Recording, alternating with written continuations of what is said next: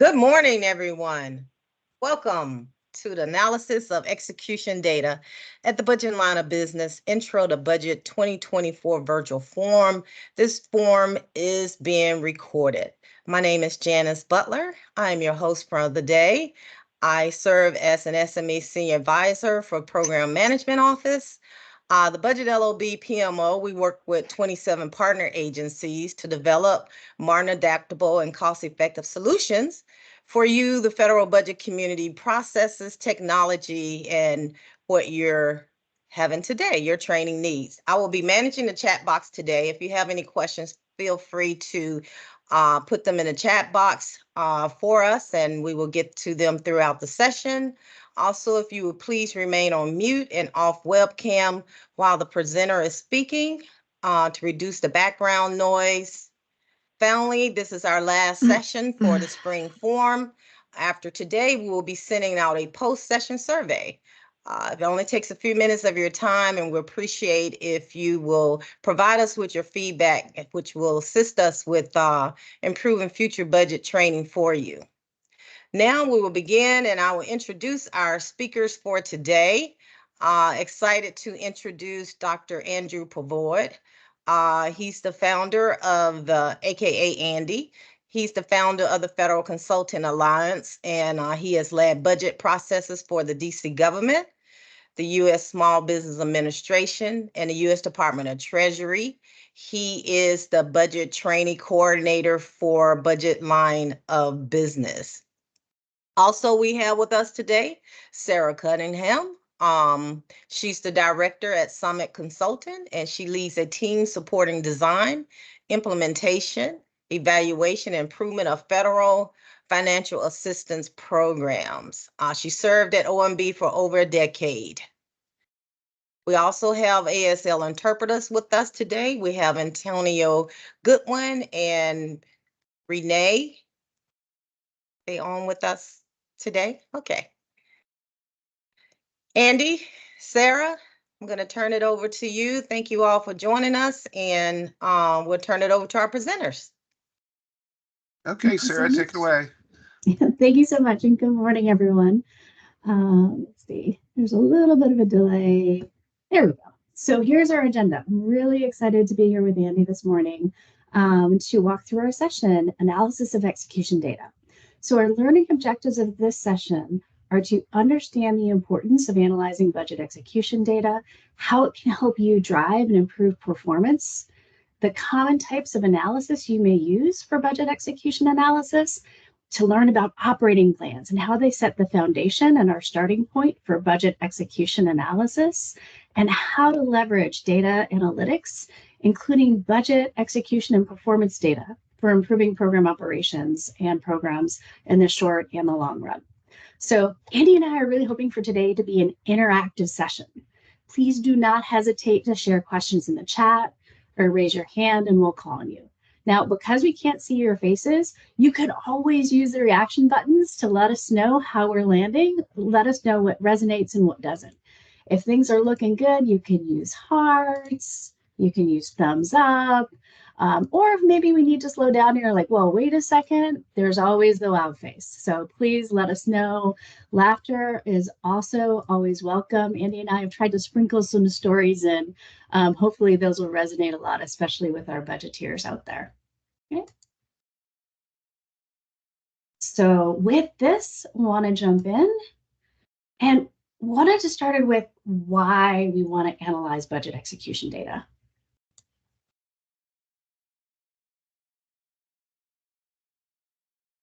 So budget execution is the process where the magic really happens.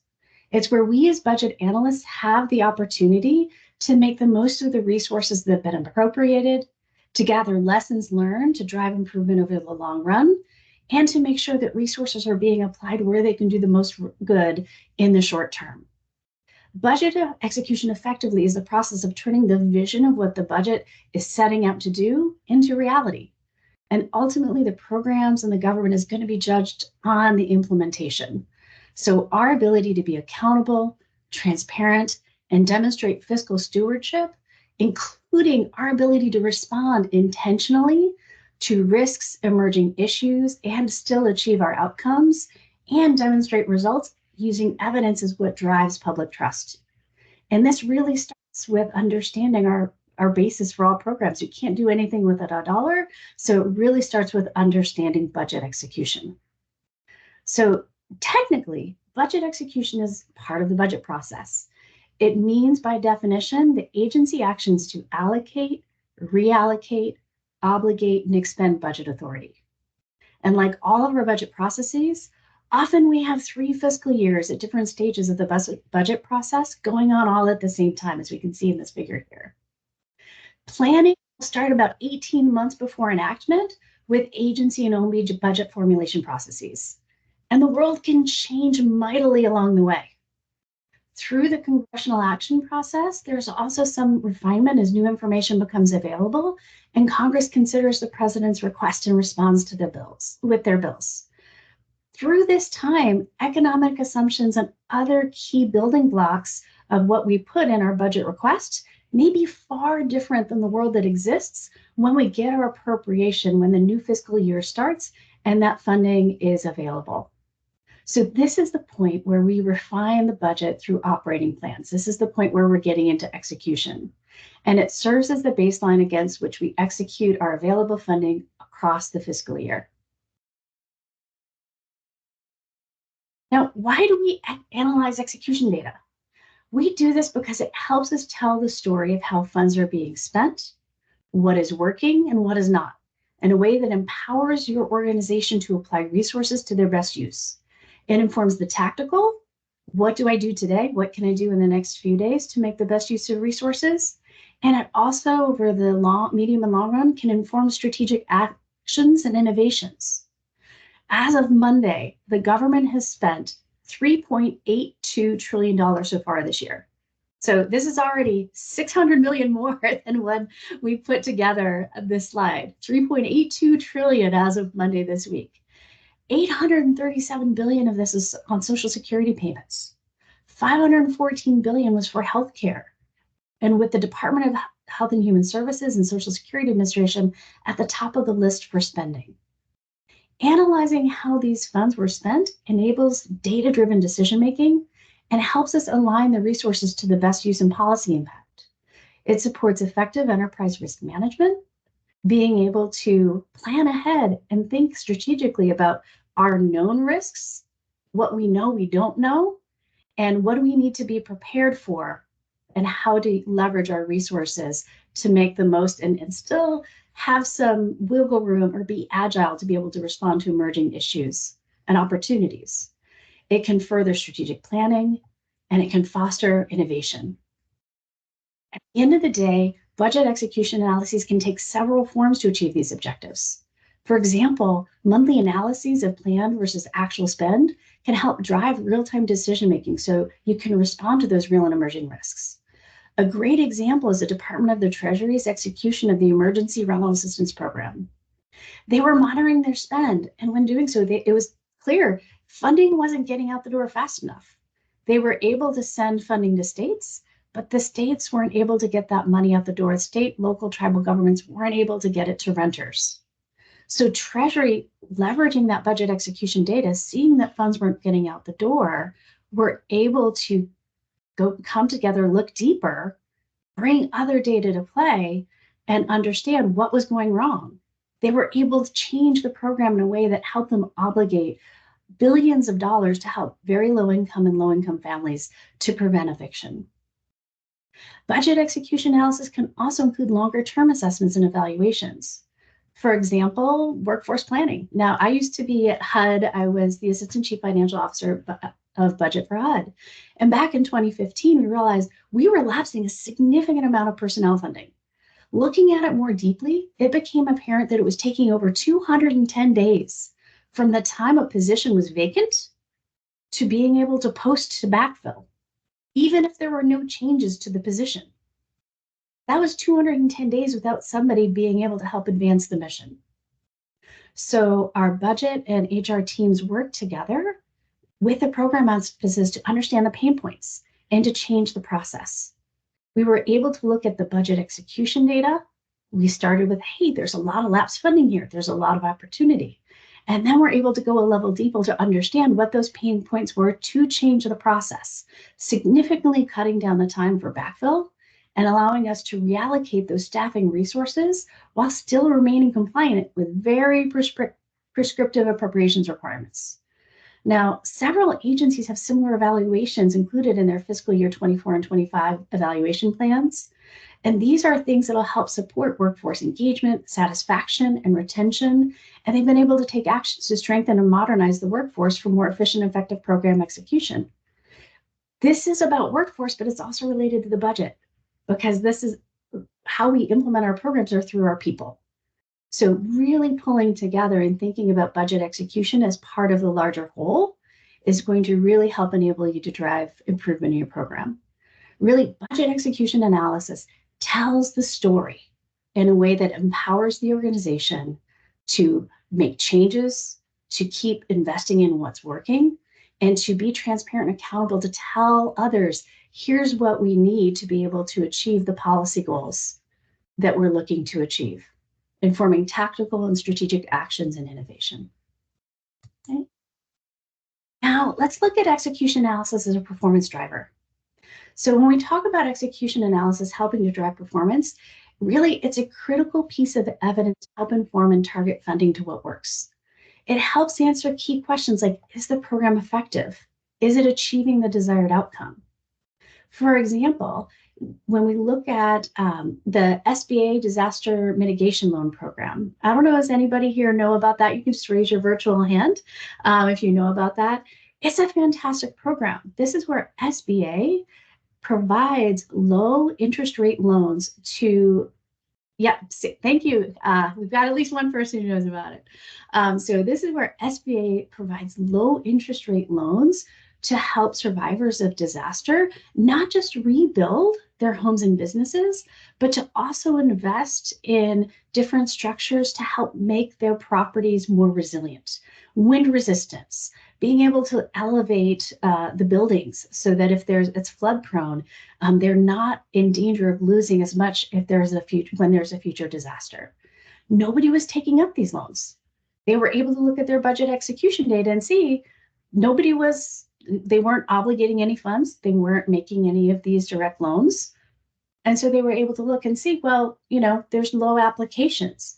They were then able to, from that budget execution analysis, it pointed the path forward for them to address this challenge. They were able to do an evaluation and identify and improve communication policies. That allowed borrowers to know this benefit was out there, and it significantly improved the uptake for these loans that really helped survivors of disaster. Other program questions that budget execution data can help give insight on. Is the program efficient? Is it maximizing the resources to achieve the policy goals? For example, if you have significant lapsed administrative funds like we did at HUD on personnel services funding, what's going on? Why? Why are we not obligating those funds? And how can we invest in the people that can drive program success? It can help you understand, is the program compliant? Often there'll be directive language in appropriations or in authorization, such as targeting specific percentages or amounts for given purposes. There can also be language that restricts how those funds are used. Budget execution analysis can help make sure you're on the right side of the law, that you're operating within those requirements, and give you time to act before risking an ADA violation. It can help answer questions like, is the program operating within acceptable risk thresholds? So for example, if you have a grant program that has apportioned funds under Category B, say for a specific purpose like planning grants, and you find that in one quarter, over 50% of your annual available funding has been obligated, you can ask the question, is that okay? Is that what's expected? Working with your program office, you can say, hey, is this burning too fast or too slow? Or is it just right? Is it seasonal and that's what we expected? If it's something that's going too fast or too slow, it enables and empowers the agency to be able to then take actions to bring the program back within acceptable risk appetite. And for all of these questions, it's really important is you can ask the question, if it's not working, why not? What lessons have we learned so far, and what do they mean for strategy, for planning, and our execution going forward? Across programs, are there areas that need additional investment to be successful? And are there opportunities to redirect resources to meet those needs? So here's a question for you. We promised interactive. I just talked a whole lot. How does your program use budget execution data? Is execution data used primarily for compliance to meet your transparency and reporting requirements? Is it used to inform operations decisions? Is it used for strategic decisions, setting priorities in the plan or increasing focus? Is your execution data just used to make Congress and LoB happy and pushing out reports? Or is it, honest answer, is there just a lot of reporting and you're not sure how it's used? Or you're using it for all of them? You can put the letter in the chat. And then I do see we have a question. Is there a line item for projected fraud in the budget? How is that done? So there is not a line item that I'm aware of for projected fraud. However, there are a lot of efforts to establish fraud risk mitigation and reduce improper payments. So where you're going to see some of the information on fraud is going to be in your agency financial reporting on the back end, where you'll be able to see the IPERA analysis that says, here's our programs at risk and what the improper payment rate was. And often that can help drive, because it's budget execution data, you can tell, that can help drive investments in salaries and expenses, different activities, different policies, where the program can then get ahead of and develop things like fraud risk analytics, fraud risk assessments, and infrastructure to mitigate risk of fraud. Okay. Going down, we got a lot of F's. That's fantastic. A, B, C, and D. Awesome. Andy, did you have anything to add? I saw you come off camera for a second. No, I was just going to point out the question. Oh, wonderful. Thank you. Awesome. Thanks, everyone, so much. Okay. Now, this is where it can get to be a lot. Budget execution data sources. It's a blizzard of information out there. There are many, many, many resources. The trick is knowing what your data assets are for the program you're working with, what they can tell you, their strengths and limitations, how to use those data sets, and also knowing what they can't tell you. So as we're going through this list, you can see here, you've got your operating plan. That is always something that is a great starting point you really want to do. Andy will talk a little bit more about operating plans later. Your standard form 133 report on budget execution and budgetary resources. This is one of my favorite reports for budget execution. It gives you at that account level, at the TAFs level, here's what's going on. Here's the available resources. Here's the apportion amounts. Here's what's been obligated. Here's what's been outlaid. It can help you really track the activity at that account level. It's a great starting point. SF 133 report, however, does not tell you the why. One thing that I want to stress as you look through all of these other relevant data sources is one of the critical parts of your data analytics and your data sources are other people. This is where your relationships across, up, and down the organization are so important to being able to understand the context of that budget execution data so that you know who to ask, where can I look? You know who to ask, what's behind this? Can you help me understand if this is making sense or not? And working together to identify opportunities or problems and solutions to address. This is where your relationships with the program staff, your relationships with others in the budget offices are really, really critical. And also your relationships with the accounting staff. If you're not sure how to pull an accounting report to see your budget execution data, it's a great opportunity to make a friend and have that conversation. For you accountants out there, it's a great opportunity as you're looking through your financial reporting. When you see something that looks a little funny, maybe you see a balance that has the wrong sign on it, an abnormal balance. It's a great opportunity to reach out, talk to your budget person, talk to your program person, try to understand what's happening in a way that helps you understand the big picture to be able to do that analysis and inform what the right solution is. Okay? So as you design your analysis, in addition to these relationships, make sure you have a strong understanding of data governance. How are the reports compiled? What data source do they use? For example, if you're looking at USA spending and you've got that Data Act reporting and you're pulling something from your financial system and you have a different obligation dollar amount, do you know why it's different? Do you understand the timing? Do you understand what adjustments may have been made in one place or the other? Or even how you set up your budget execution report you pulled from the financial system. And maybe there's a tweak you need to make sure you've got balances that match. You'll want to be sure you're pulling from the right budget year for appropriation and for obligation, depending on what you are looking to answer. For example, if you're looking to understand lifetime spending for a multi-year appropriation, you need to make sure you're looking not just the obligations within the fiscal year, but going back to when that appropriation was first made and apportioned. If you're looking to understand just what you have left within this fiscal year and how execution is going within this fiscal year, you'll want to make sure that you're looking at this fiscal year. Different systems work differently. This is where you really need to be working with folks to understand how to pull the right data and make sure that you're structuring that piece right. If your building block is wrong, your analysis is going to be off. Okay? Budget data, make sure you're also looking at the right policies and procedures. For example, OMB Circular A11, the Treasury Financial Manual, your agency systems of funds control, data dictionaries, and other SOPs or desk guides. There's literally nothing worse in my mind as a lover of data.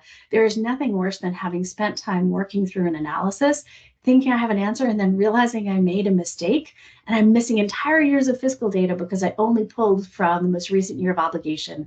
I put something wrong in my report. So it's really, really important to spend that time up front and make sure you've got the right data source, and you're pulling it right. And that you're working with others to make sure that they have input and you're getting that vantage point of the other perspectives and getting the right data sources. Now, oftentimes there's a lot here, right? You may have many, many data sources to consider, but not a lot of time. This is where it's good to make sure you have that familiarity and you're getting to understand your data resources and data governance before you need it. Taking time, if you have some downtime, taking a little time, just starting to look through reports, understand what's there, what are the key reports, asking others, what are the things that you look at? What do you find important? And then pulling them into almost your toolkit of data resources that will help you when you do have those short-term data analysis needs. Taking the time up front to really plan your analysis and identifying that highest valuable, feasible within your time frame and available data to help you answer budget execution questions will help you generate timely, accurate, actionable analysis to really inform those policy decisions and drive improvement. This is where the budget analyst can really be a key player in driving program success. Okay. So there's some questions, right? Before you get started. You need to understand the who, what, when, where, why, and how. So to be able to plan and execute high quality analysis to inform policy decisions, who this is for? You have to know your audience. What is relevant and what will resonate, and what action will they need to take? If you're putting something together for your branch chief and she's looking for a deeper dive, then you want to make sure that you're getting that information from her to say, hey, I want to understand what questions are we trying to answer? What do you need so that your data can reflect that? If she's looking for something that is a deeper dive, is that a PowerPoint deck that's 3 or 4 slides with some data visualization? Or is she looking for a white paper that's going deep into the budget concepts underlying execution? Knowing your audience is critical. If it's a policy official, if you give them that deep white paper, is that going to be too much? Do they really only want 3 or 4 talking points because they have to go make a case on the Hill? Know who you're preparing the analysis for. Understand what questions you need to answer. Are you looking to understand the drivers of obligation? Are you looking to understand barriers to obligation? Or are you trying to understand a program's theory of value, how it uses the resources appropriated to achieve its policy goals? Andy will get into this a little bit later in his operating plans as well, but really, what are the appropriations? How do I invest them in people, systems, and policies to be able to achieve those policy goals? Or are you looking to understand the program is compliant with the set-asides that are established in law? Make sure you understand and that you've engaged with the right folks to define the business questions up front that you need to answer. Otherwise, it's kind of like, have you ever heard of the bridge to Zilwaukee Bridge? If you're building a bridge from two sides, starting from two locations, sometimes you don't meet in the middle. Often you don't meet in the middle. That's the risk if you don't have that clear understanding of what business questions you need to answer up front. Understand when the analysis is needed to inform a decision. Often in budgeting, we all have experienced this, I'm sure. Those that are new to budgeting, if you haven't yet, you will. There is a trade-off between perfection and timeliness. Where does this given analysis fall within that spectrum? It's very important to understand your office and policy official perspectives on this. What is most important to them?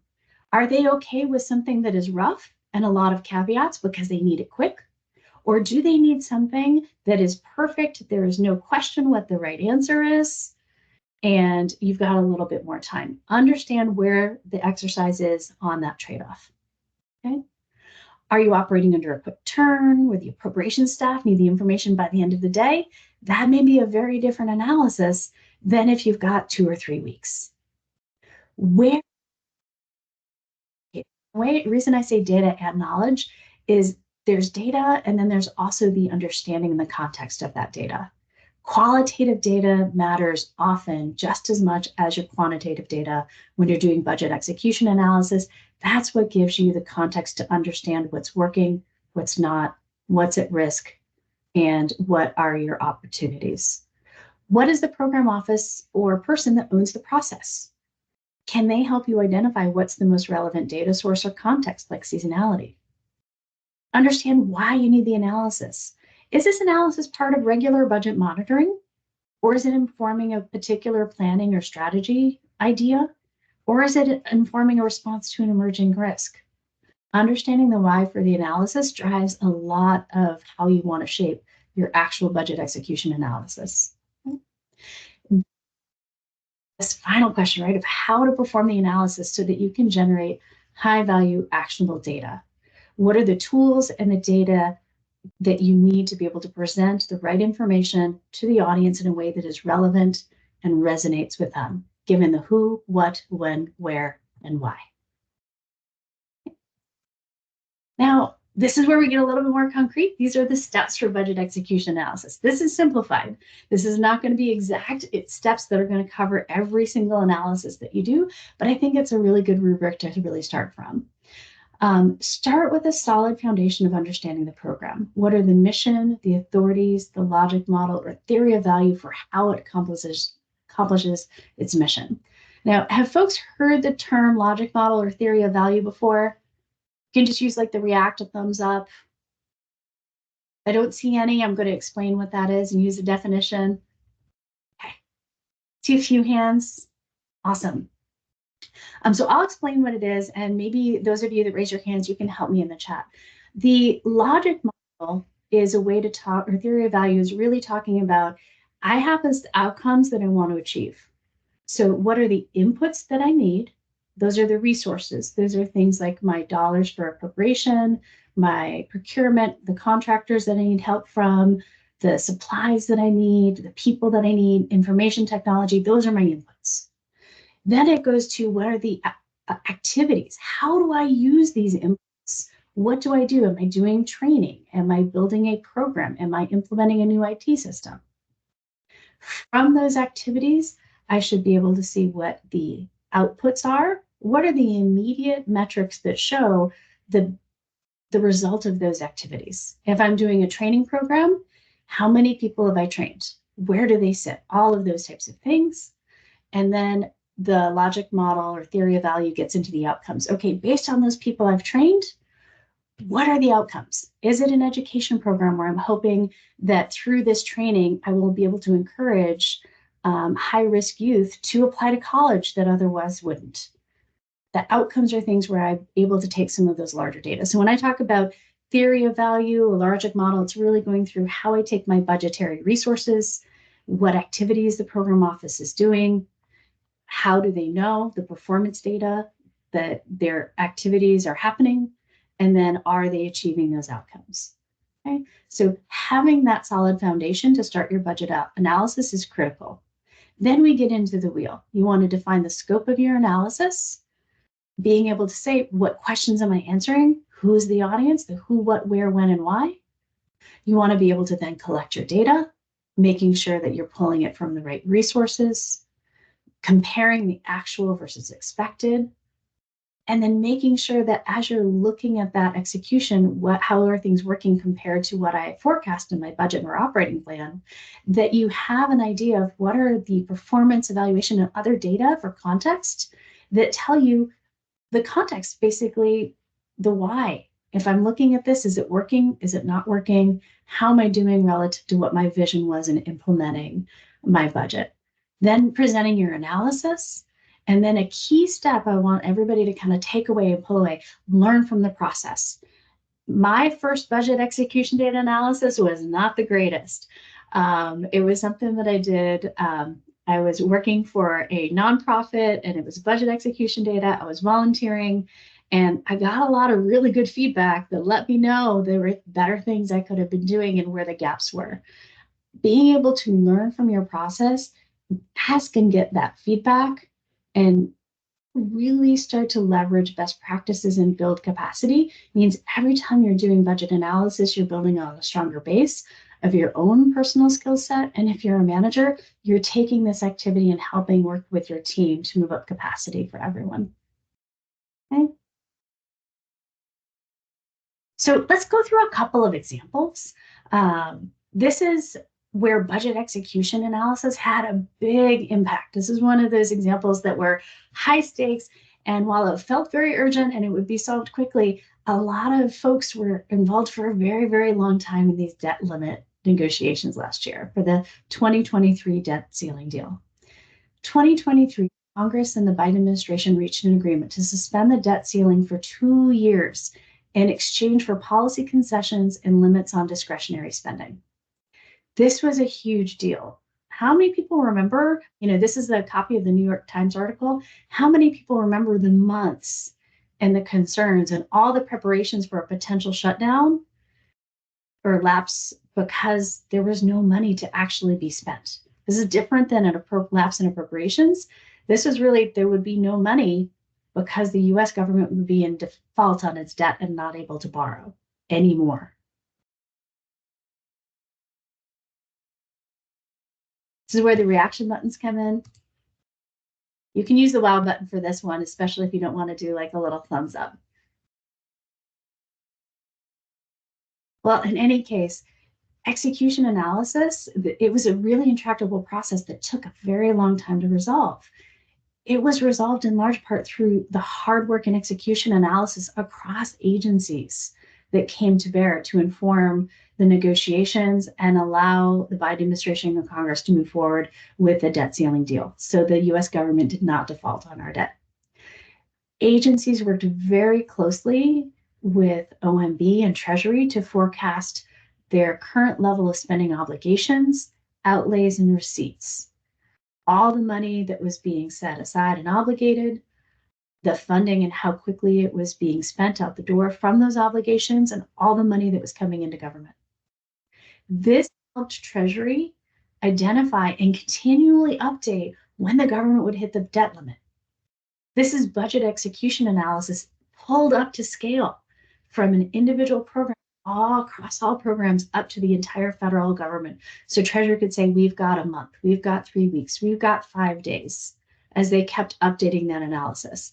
A lot of budget analysts across government had to keep doing this analysis as well, looking at their budget execution data to make sure that there was the best estimate possible to inform negotiations. Because if they had overstated expected spending, the forecast spending, what would have happened? If they'd overstated it, then it could have been a situation where, Congress would be like, look, why is all this pressure? We never hit the debt limit anyway. On the side, if they under forecast and we weren't looking at those actuals and continually updating our understanding, outlays might have been happening faster, receipts might have been happening slower, then the leadership wouldn't have had good information when we hit that ceiling. A real possibility the government could default. So agencies had to go through many, many drills to find, not just keep that analysis going, but also to find offsets to fit within the target funding levels. They were able to identify some COVID funding that hadn't been spent yet. The IRS took a $20 billion hit in modernization funds from the Inflation Reduction Act. There was ended the pause on student loan repayments. These were not easy choices, but they were choices that were enabled by budget execution analysis, not just here's the dollar amounts, but here's the impact of those dollar amounts. This is why it's so critical, not just at the government-wide scale, but on the day-to-day for your programs. All right, and I know it's morning, but here's the next one. What would you do? This is a scenario, all right? So it's 9 a.m. and your branch chief walks in and they say, hey, the appropriations staff just called me. They are considering a 10% rescission of our no-year COVID economic relief salaries and expenses. I need your help. So she needs some impact analyses to support policy official negotiations and try to stop the cut. She asks you to provide 1 page of impact bullets. What would happen with a 10% rescission of our available no-year COVID economic relief salaries and expenses? Give me 1 page of impact bullets and a visual by 3 p.m. Where would you start? But have a thought. Feel free to raise your hand and you can come off mute.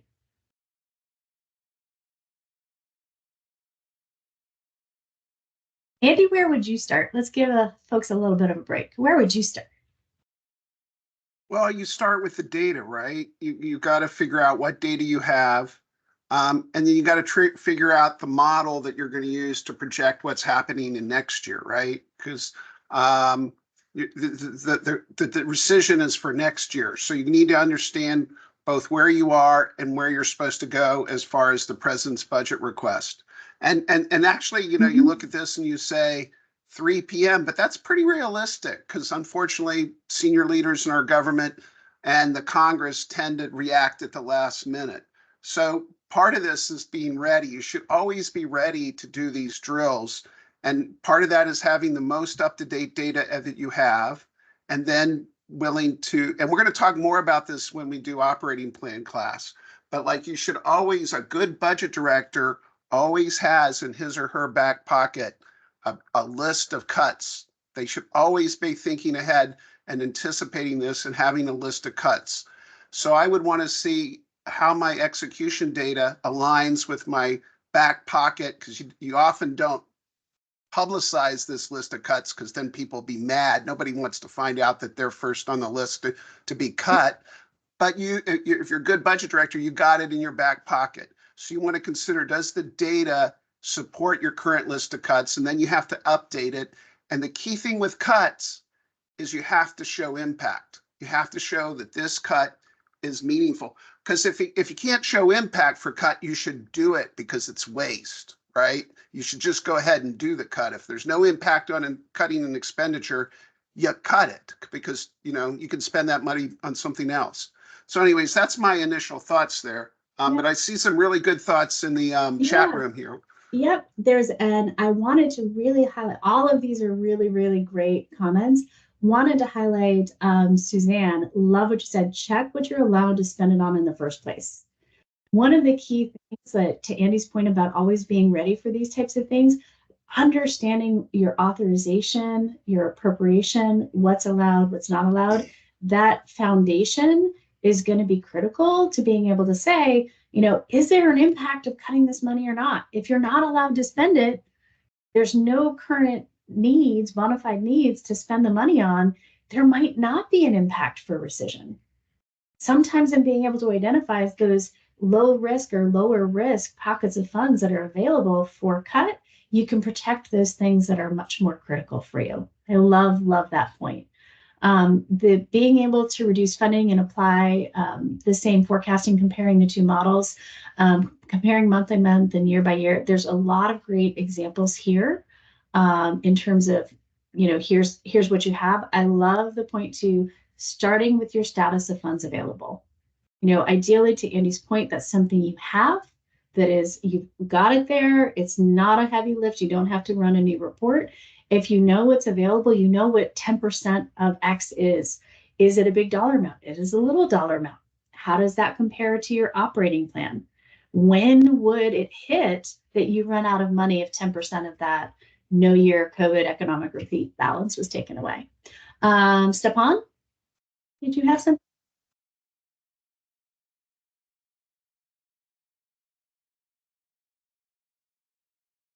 Well, Stepan, we can't hear you. So if you want to put it in the chat. Yeah, sure. Sorry about that. Oh, yeah. So one of the things that I would recommend also considering is a long-term impact, because if you are planning to cut some of the funding or resources in the current fiscal year, but your plan and your programming for some of the activities for the products and services that you provide do not start until the second half of the year, or potentially is going to be the current design and planning, which will be executed in the following years for the developments of the products and services or their offers, then it would appear from the current snapshot as if the resources can be cut. But in reality, there might be some other acquisition or other related activities that are preventing it from occurring until later in the year. So again, any type of analysis has to consider not just simply the current execution in the current month's fiscal year to date, but also your future outlays. That's so important. That's such an important point, because if you look at the things that people cut, what do? They cut they cut maintenance, right? And that'll come back to bite you. They cut training, and then people don't have the staff. They cut things that have minimal impact now, but the temptation is to do that, and then you have huge impacts later. And it's really important that you communicate that to your decision makers, because sometimes they just want to get out of the crisis and they'll do it the quickest way possible. That happened to me when I was in DC government many years ago. We were in a budget crunch and we had to cut money out of the school system. So we cut janitors in schools, and it turned out to be a disaster because we ended up paying a lot more down the road. But in the press of time, when we had to meet a target, that is what we reached for, and we paid for it later. It wasn't a good decision. So yeah, I think you're making a great point. Okay, now we're going to talk about types of analysis, and let's go to the next slide.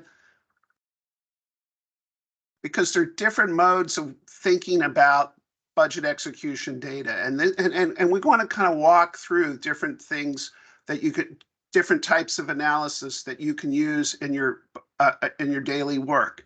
And I kind of break it up into 3 different types of analysis, and this is just my breakout, but I think it makes some sense. And the first thing you want to do with your analysis is, or the first type of analysis, is what I'm calling identification. And here you're just looking at the data to find out what is going on, like what is going on. And the thought here is, does what's going on meet your expectations, right? Because you kind of have a sense of when certain things are going to happen. And when you identify this, you want to know, is it going the way you happen? Now, these expectations, as we're going to talk about later after the break, should be built into your operating plan. So after you figure out what's going on, the next step is what I call root cause. And the 2 main tools of identification are pattern analysis and anomaly analysis. So is it following your expected pattern? There might be seasonal spending, or are there some anomalies that are not expected? So once you have identification, kind of figure out what's going on, you want to know why.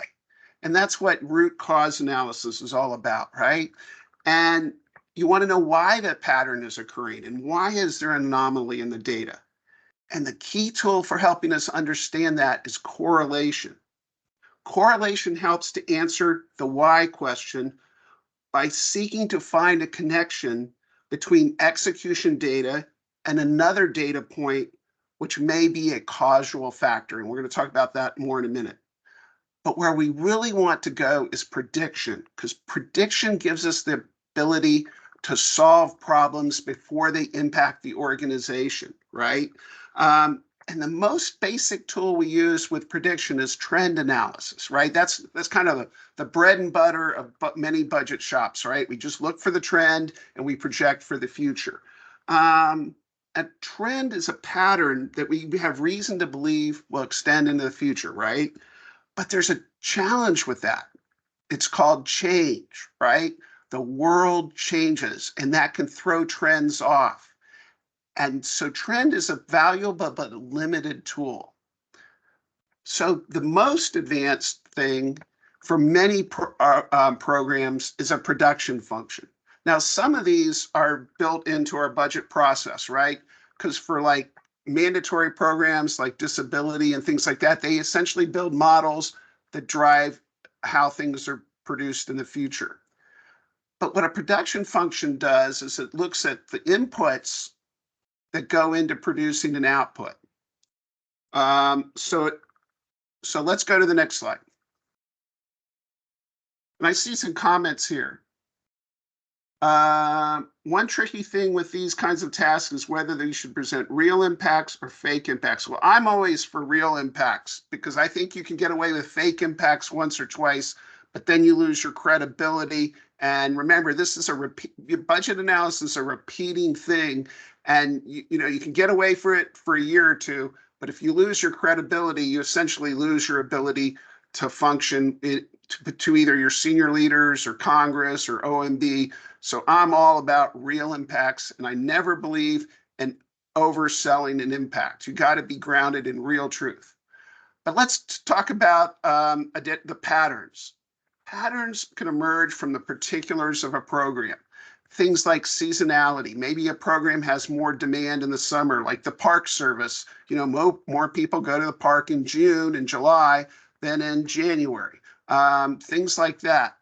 But a pattern, again, is a set of data that follows a recognizable form. We know what's going to happen. It kind of leads to trend analysis.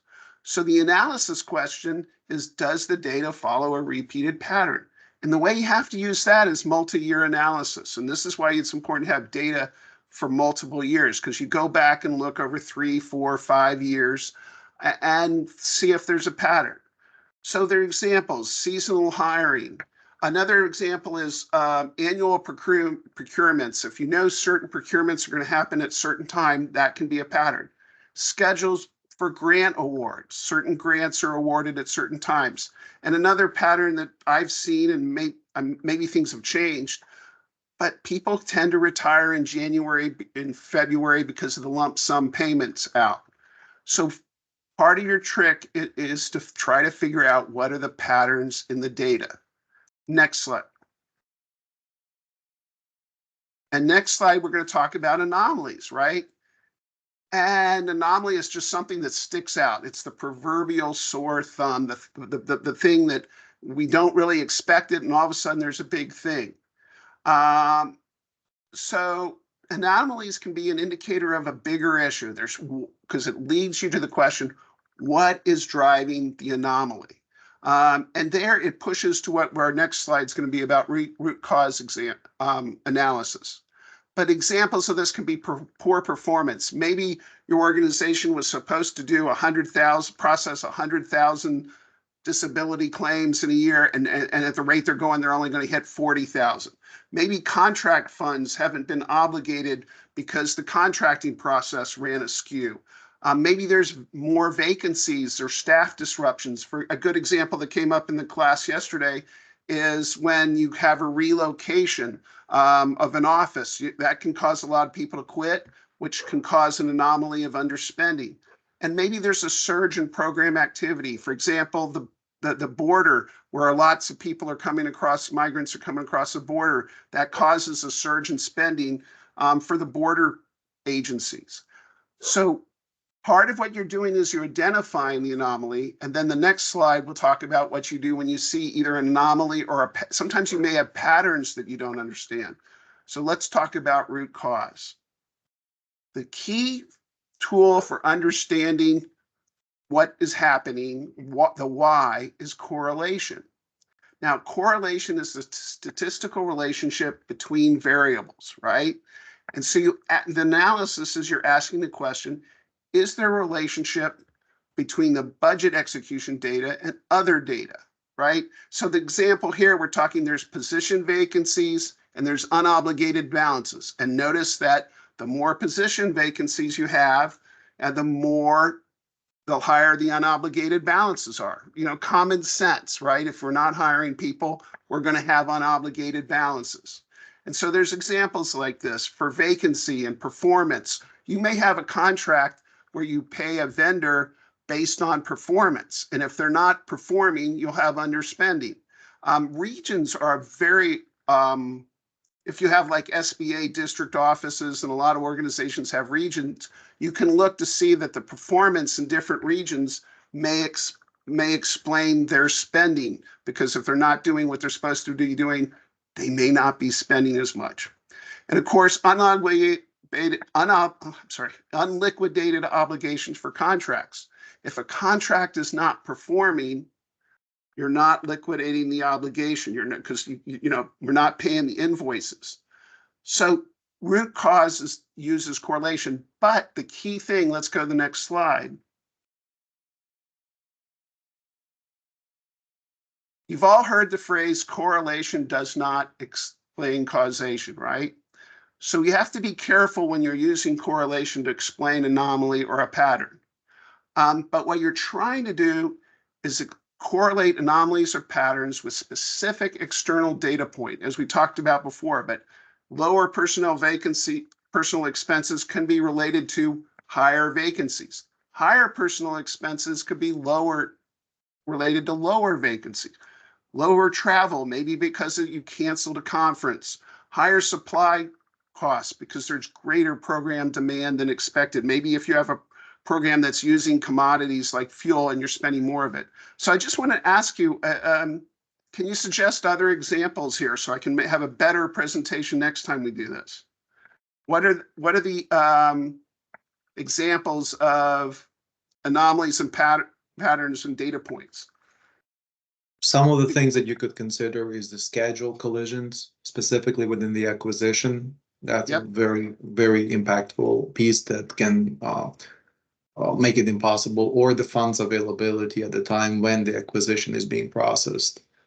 So one point that's a very good point, but one point that can lead to is, what is the impact of a CR on your long-term spending program? For example, if you have a CR and you're trying to stand up a new program, you might not be able to start the hiring process, and that could have a huge impact. Oh, someone already got me there. Yeah, Andrea, right, great point. So we have to think about these things through root cause analysis. But again, we have to think about the relationship between causation and correlation. So let's go to the next slide.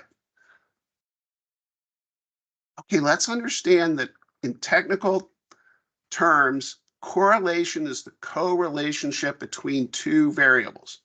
Now, so that means X is related to Y, and it can be a linear relationship, which means more X leads to more Y at a certain formula, or it can be an inverse where more X leads to less Y, all right?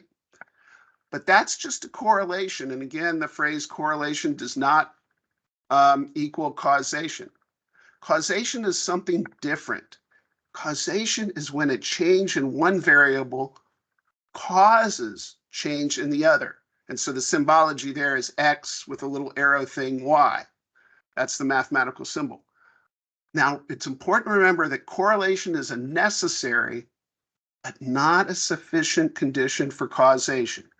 Now, so how do you know that a correlation is actually a causation? Well, the first test is that X must precede Y in time, right? You know, if X happens after Y, clearly it's not a cause of Y. But then here's the hard part. You have to identify a logical connection between X and Y. So in the case of vacancies, yeah, it's pretty obvious. If we have a lot of personnel staff vacancies, that causes a spending or underspending in your personal services. And you look for these, but they need to be testable, and you need to push them a little bit, because one thing that can happen is there can be another variable that is making the correlation between X and Y spurious, because the other variable is really driving the cause, right?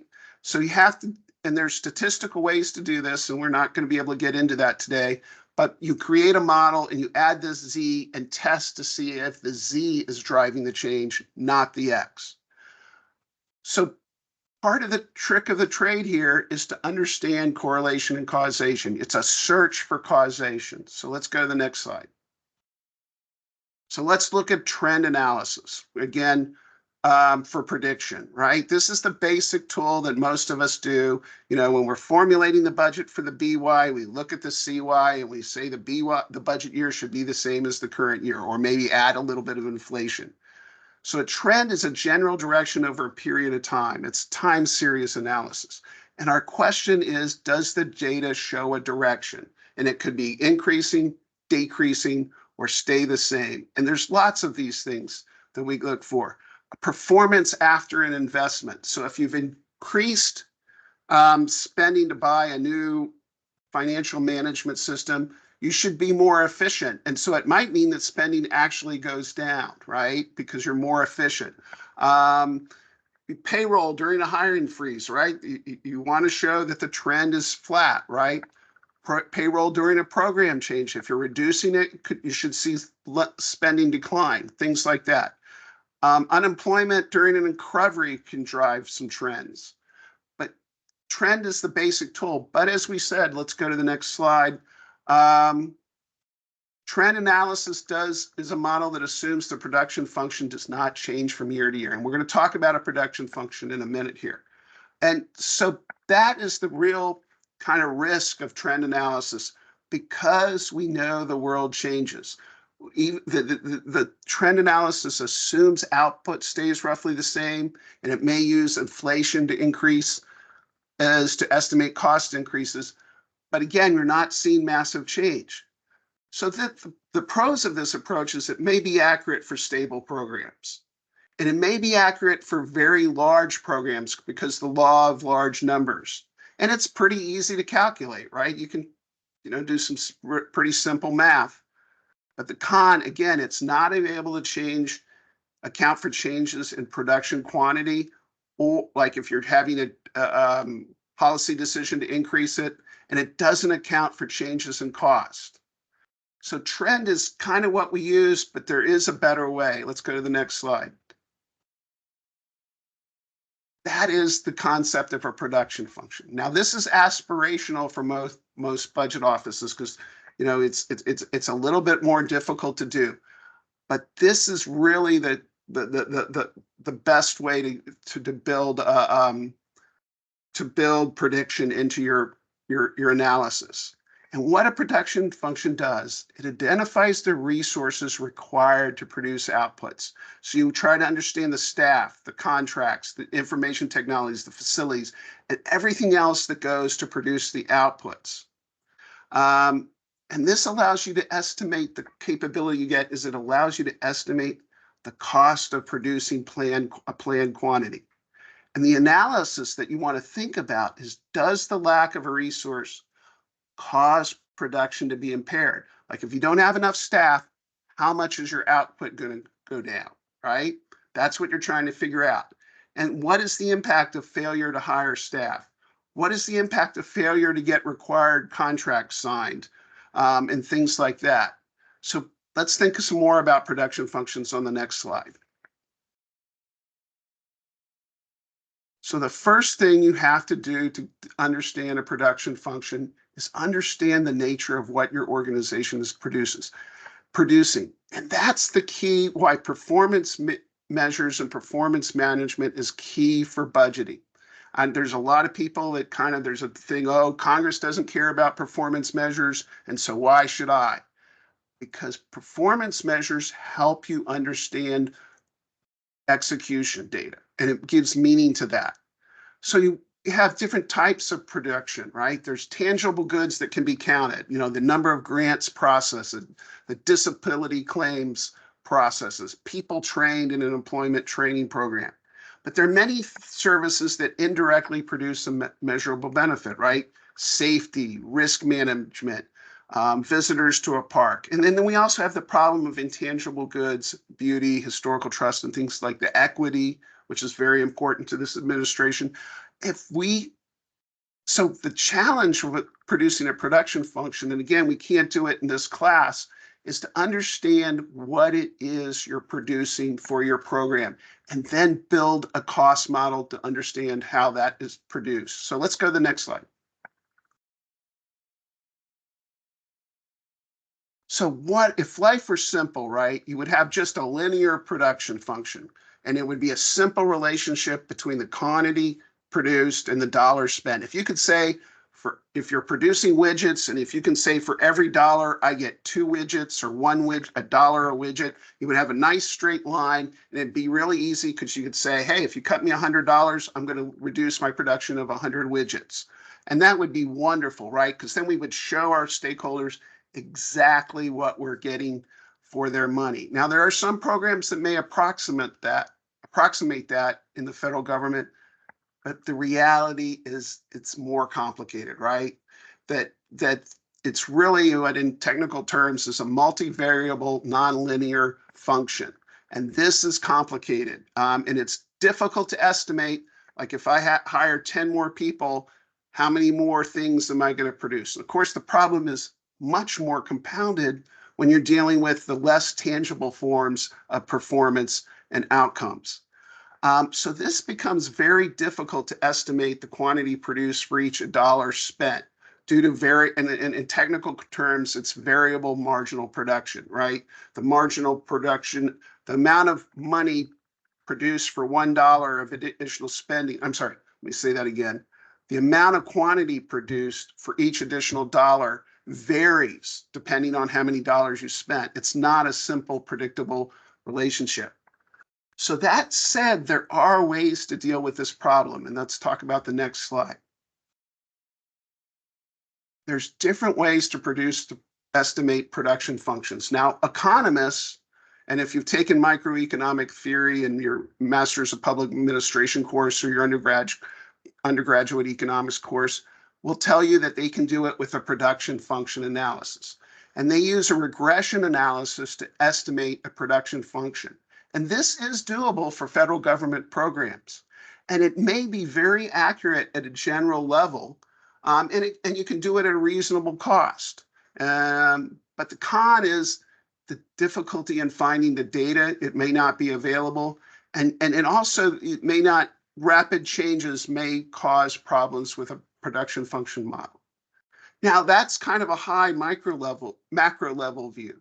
Now, our friends in the accounting profession have come up with a very detailed way to do this, and it's called activity-based costing.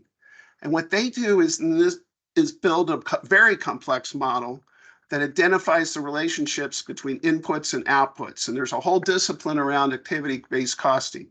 And there is evidence that this can be a very accurate way of estimating costing. I mean, that's why it's done. But the con is that these models are expensive, they're time consuming to build, and they're difficult to adapt to changes. And so so you have two different approaches, a high level economic approach, a very detailed accounting approach, but there is another option, and I call this the cost driver approach. Now, this involves simplifying models and production functions, but here what you try to do is to identify one or two variables that drive a significant portion of the cost of production. It could be labor, like if you can figure out that labor, or it could be a key contract or something like that. And this can be accurate enough to get the job done at a reasonable cost, but you do lose some accuracy here. But sometimes good enough is what you have to live with. So let's go to the next slide. Now, someone brought up the point of, doing major projects, right, in the critical path of a big procurement project. And one thing to look at causation that also can be used is when you have big projects, like implementing a major financial management system or a new IT system or buying a weapons system or something like that, is the process of building a project plan, and the PMPs out there will understand this, identifies the resources required to accomplish each activity on the project's critical path.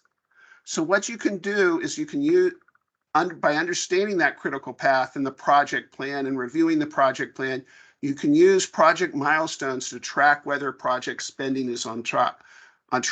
You identify spending required to accomplish tasks required to complete the milestones. And there's plenty of examples like this. A milestone might, and I've seen this happen where, one of the milestones was hiring a project manager, and this was a very major, multi-billion-dollar project that got delayed because they couldn't find someone qualified to run the project. So they literally delayed this multi-billion-dollar project because they didn't have the right staff, a key member of the staff. But you could have, a contract dispute could cause a major contract to not be issued in time, and that can cause delay. Failure of using user acceptance testing, that could cause problems. So this is part of this is to understand how project management impacts your budget. Now, of course, this is only used for programs that have big projects, but there are plenty of those out there. So that's why I wanted to bring it up. So next slide. So let's talk about a benefits program scenario.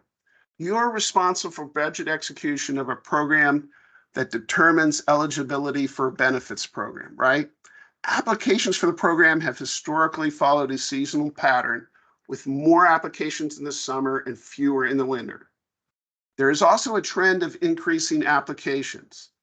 It is not expected that a huge surge will occur any part of this year. They don't see anything on the horizon that's going to cause a surge.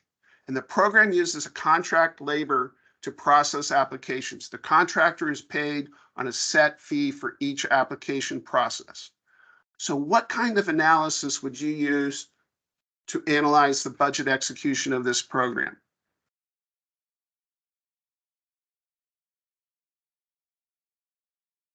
Trend analysis, right? That's our old go-to standby, but what else? Historical, yes, that sets the conditions for your trend.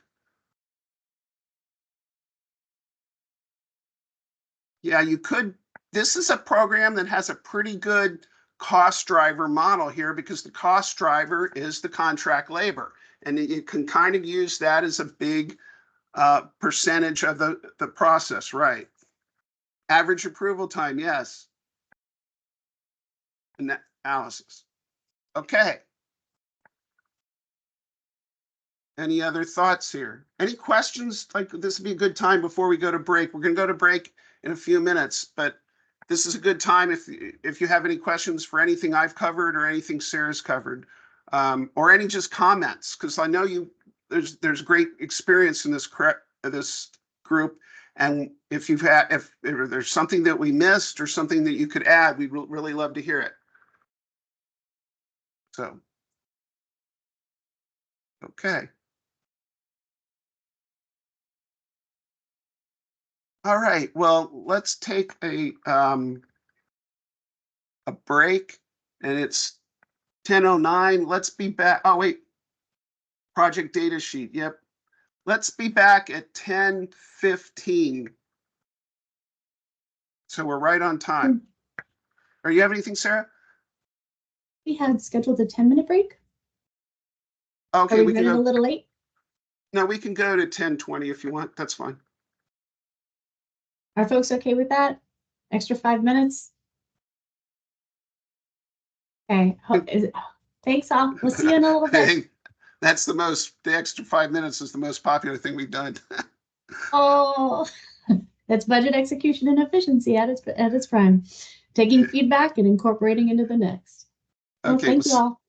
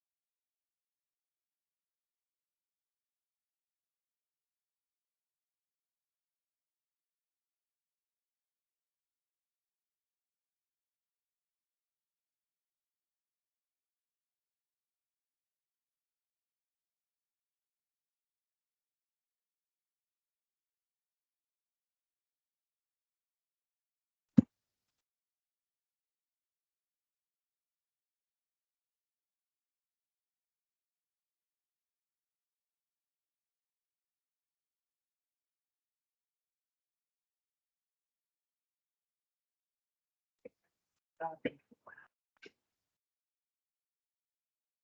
that way. At 11:30.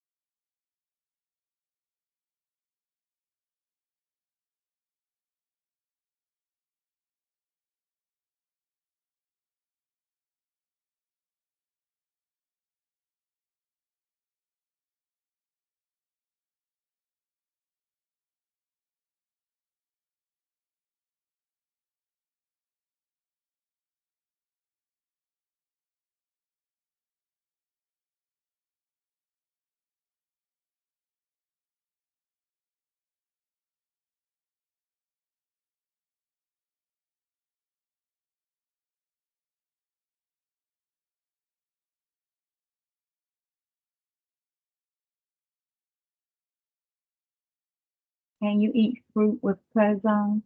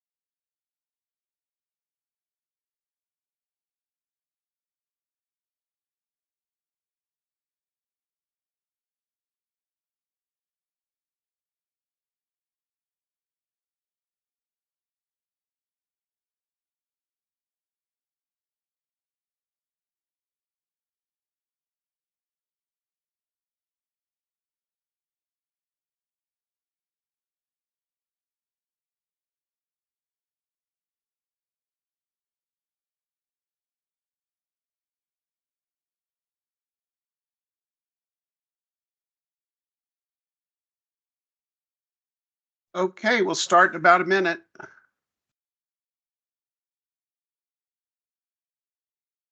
Hey, Sarah, you're going to close it out. So please, when you're done, make sure you turn it back over to Janice to let her do the closeout. Just a reminder.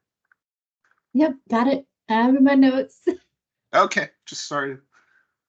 No, it's good. This is the first time I'm closing out, so I appreciate the reminder. Okay, it's 10:20 and welcome back. I can see most of you came back. That's great.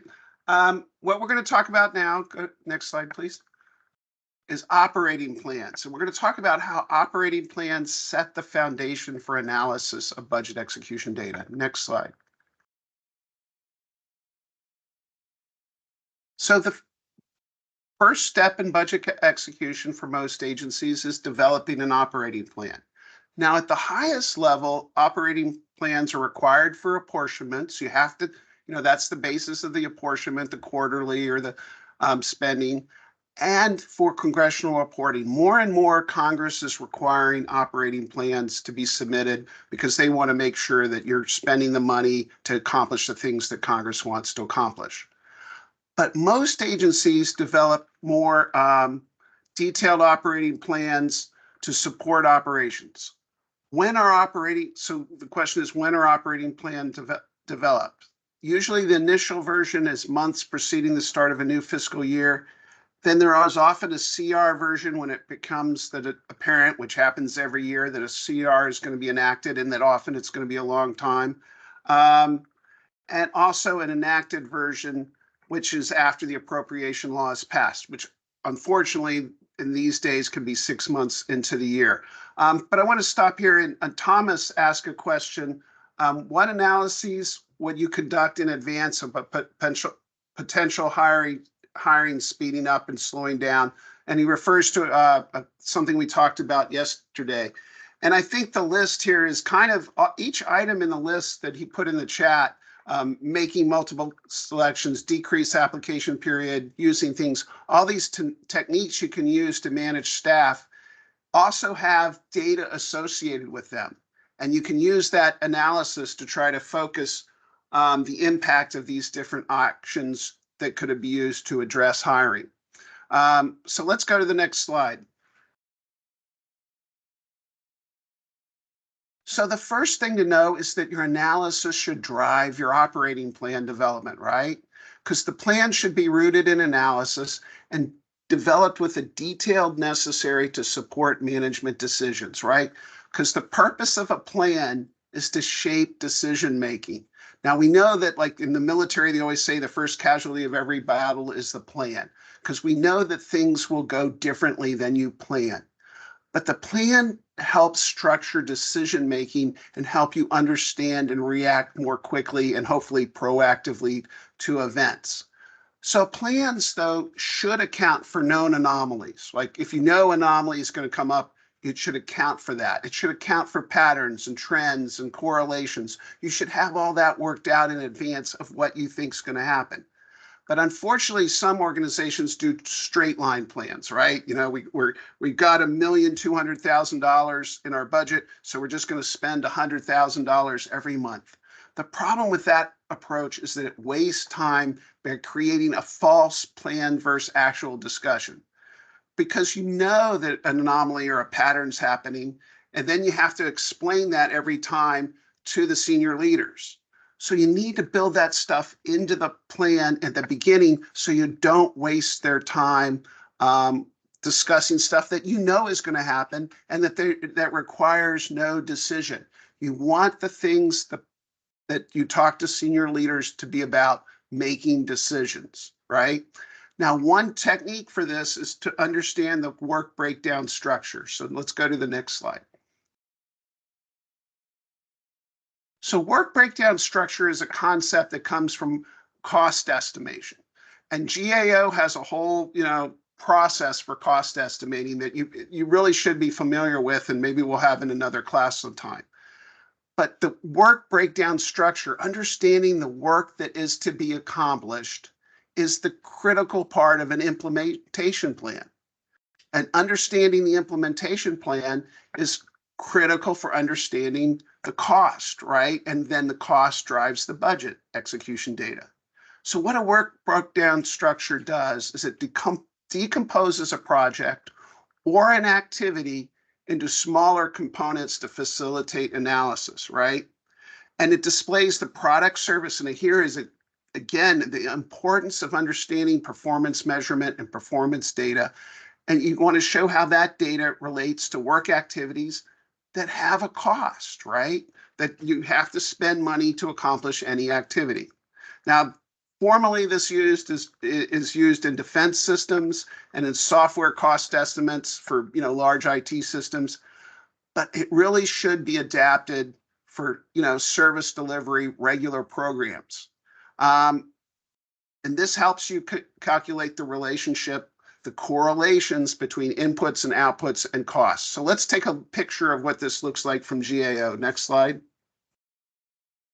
So this is a simple model that GAO puts in their cost estimating assessment guide. And the idea here is we're going to build a house, right? And so then we look at the big activities that are part of house construction. First you do the project startup, then you actually construct it, right? And then you close it out. And then there's sub levels of activity in each of these, budget and design, subcontractors, and things like that.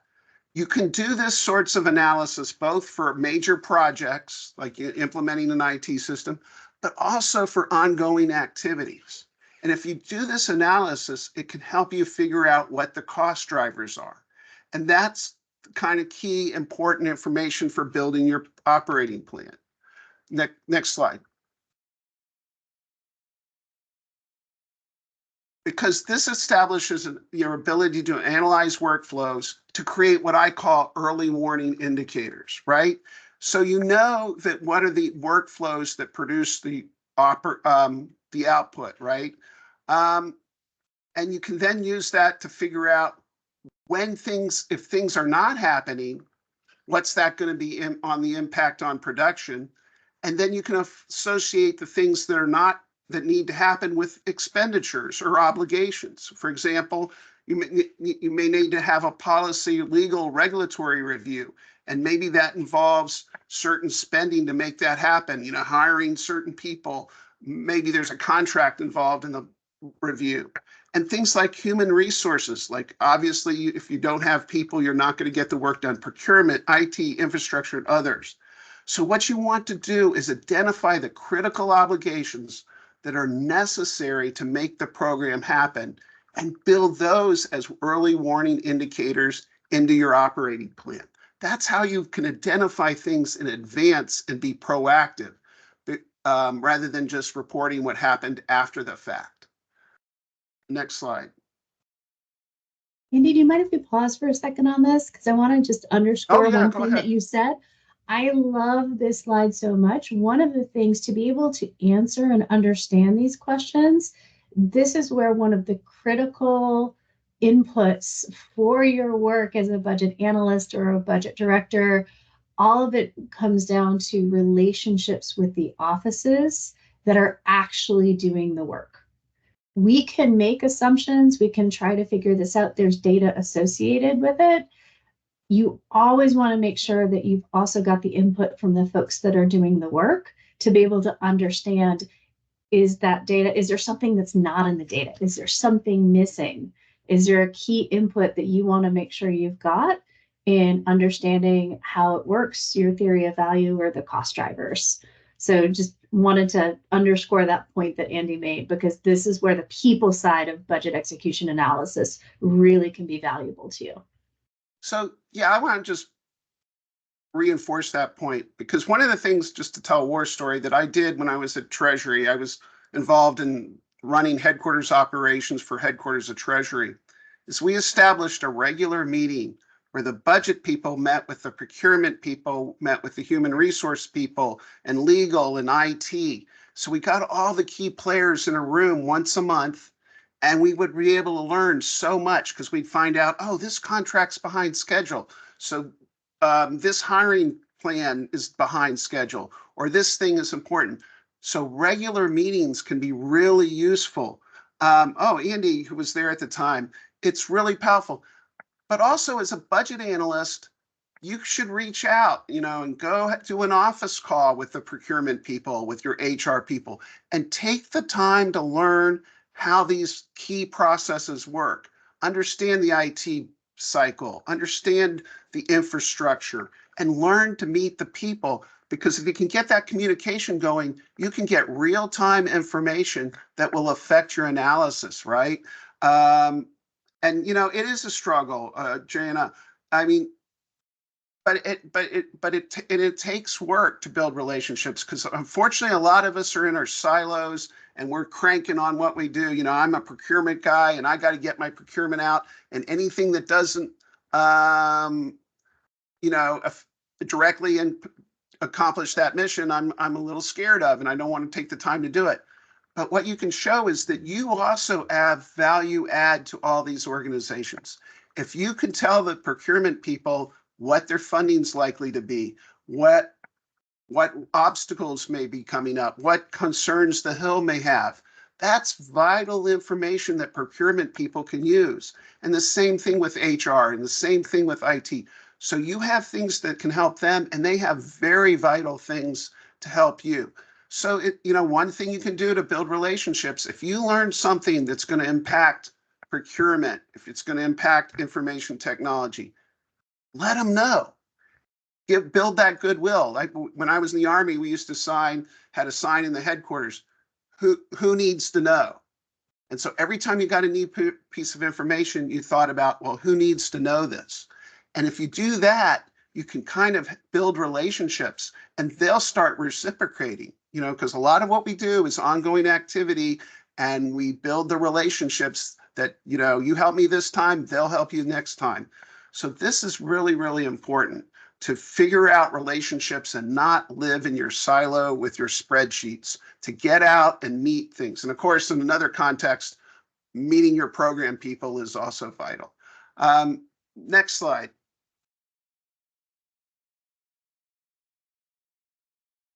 So now, actually, after you develop the operating plan, that's what drives your analysis. Because if you have an operating plan with your early warning indicators, with it, and you've built the known patterns and the known anomalies, like 1 month is going to be bigger than another month, you can really use this to identify critical decision points, and more importantly, the data required to make the decisions. So this way, when you're going to meet with leaders, when you're dealing with senior leaders, they're all about decisions, right? They are so busy, and you go look at a CFO's schedule, or a budget director's schedule, or a program leader's, an SES program leader's schedule.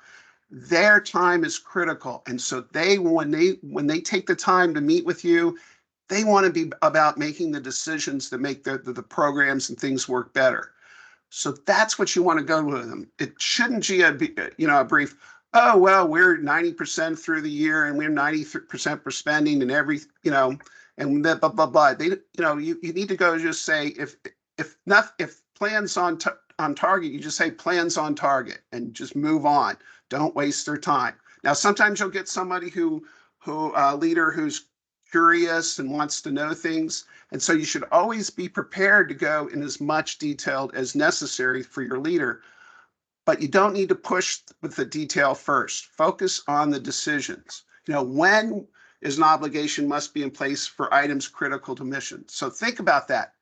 If you go in and say, hey, boss, the obligations are not in place for this critical thing, you've given them an action item, right? They can start calling procurement and trying to push things along. They can do things to make things pack. Or they can start making contingency plans for what happens if the obligation isn't made. You've given them a chance to deal with a problem before it gets critical, and that will make you very valuable to the leaders.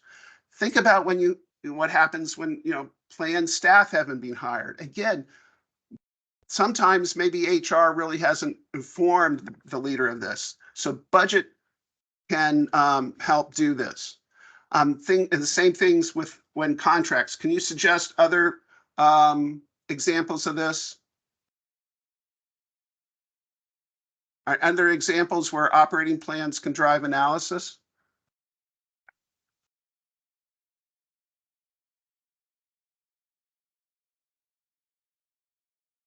So Sydney makes the point that these things, work breakdown structures, process, and expenditures can be institutionalized by building formal, updatable workload models. That's absolutely true. Then the outputs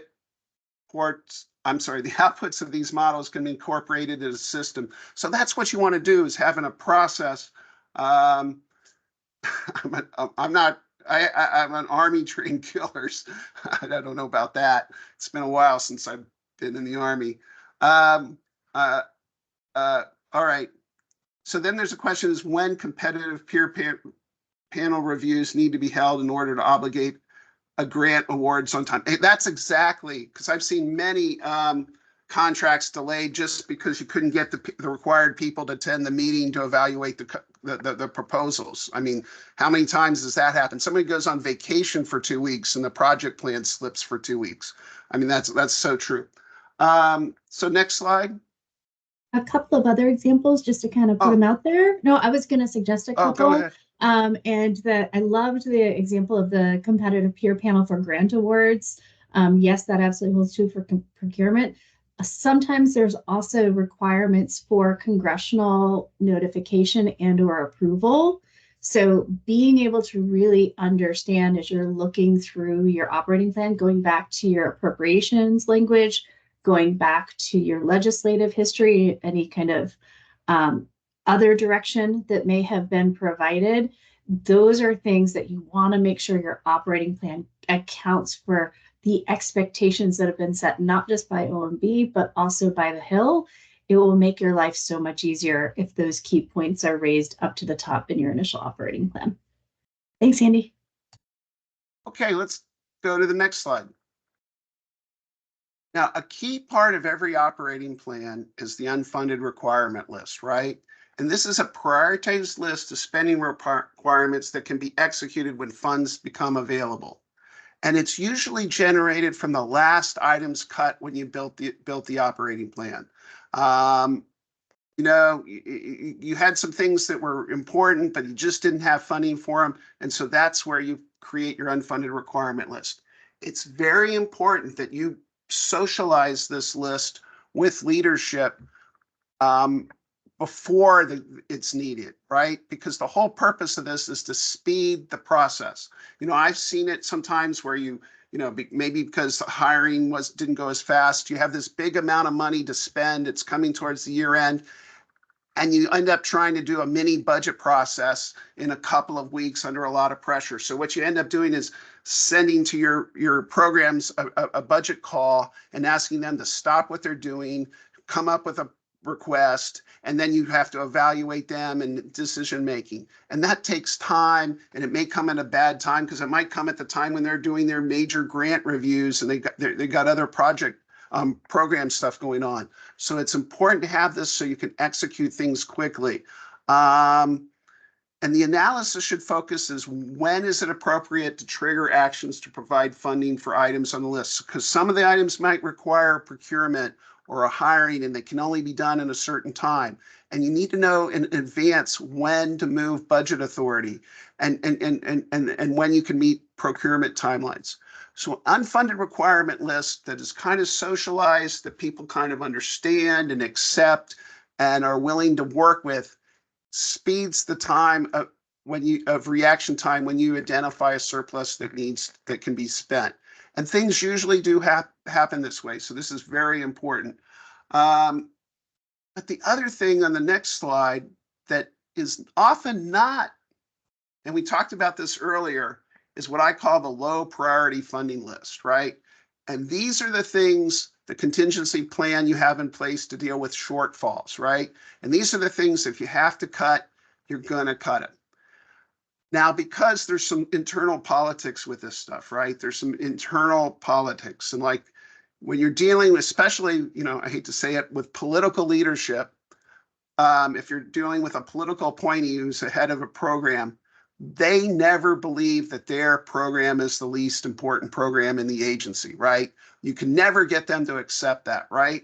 So sometimes the low priority funding list is something, like I said before, you keep in your back pocket. You may not be able to publicize it because if you tell people that they're the lowest priority, they're going to fight and it cause, lots of meetings and angst and stress. And maybe that's not the best thing. Now, you may have a culture that allows you to do this, and that would be great. But my experience is sometimes you got to keep this, as I said, the back pocket. So this is a list of possible budget reductions that can be implemented with the least impact. And what you want to have in your plan is the triggers for when you can do this. Like if it's a hiring freeze, when will it make a difference? If it's canceling a procurement, you got to make sure that you initiate it before the money is obligated and the contract signed. But this is the kind of thinking that makes an important use of the analysis of budget execution data. And there's a question here, is there any GAO that accepts unfunded requirements? No, UFRs are almost always an agency by agency thing. Agencies differ, like some of them have, I think DoD has very formalized unfunded requirement lists that are very formal, very detailed. And some of them, the unfunded requirement list is just a spreadsheet on the budget director's computer. So it varies a lot. And I don't think there's any normal standard. And GAO has not, to my knowledge, got involved in this. And Congress gets involved if it requires a reprogramming, right? If you have to get if the moving of money is to the extent that it requires a reprogramming, then you have to get Congress involved. But most people would rather Congress not be involved, that you would be, this is an internal thing that you're doing to manage your programs. And, honestly, OMB, you don't want involved, and Congress, you don't want involved. Because then, there's different things. So are there any other questions about operating plan? Can I add a little bit to that? Oh, yeah. Requirements? Yeah. So I think that is a really great question. Sometimes it's a matter because the unfunded requirements list done well, where it is that vetted list that's been socialized and brought up to leadership, it can be a really powerful tool for leadership to be able to apply resources to the best use or to be able to meet unfunded emerging needs that nobody could have planned for. Nobody could have anticipated something would happen. So like a good example could be thinking through if there is a major data outage that happens and you need emergency procurement support to support a webinar with your constituency, with stakeholders. That's an unfunded expense. It's an emergency. Being able to identify these things is a powerful tool. So setting expectations with your leadership and having them understand that this unfunded list is helping them direct resources to the priorities, to the things that they are going to be held accountable for is usually, sometimes it takes time, but managing up is a way that, it can help take away that perception or bias of it as being poor planning when it's actually one of your most powerful planning tools for budget execution. Thanks, Andy. Well, and also part of this, some view UFRs as poor planning, and that's true. There are people out there. I'm not one of them. But part of the importance of unfunded requirement list depends on your agency's budget, how tight it is. When I was at Treasury, and I know this is many years ago, the budget for headquarters was really tight.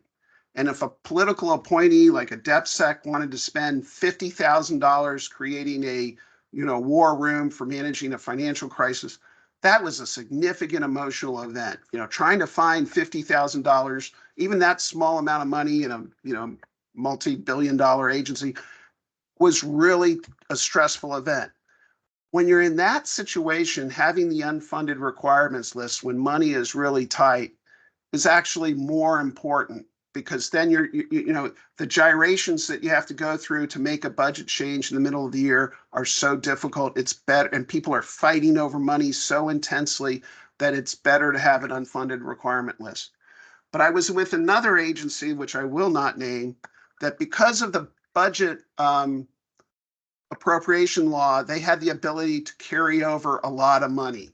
And that meant that they had a big pocket of kind of reserve funds. And I know you're not really supposed to use that money, but that's what it was.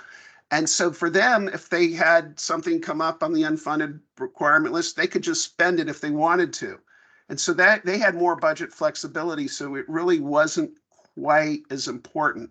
So that how you manage your program in your budget does depend a little bit on how tight things are, and you do things differently when things are really tight, when things are a little looser. And it does seem with the Fiscal Responsibility Act that we're moving into an era where things are going to be tighter, because of the spending and restrictions in place.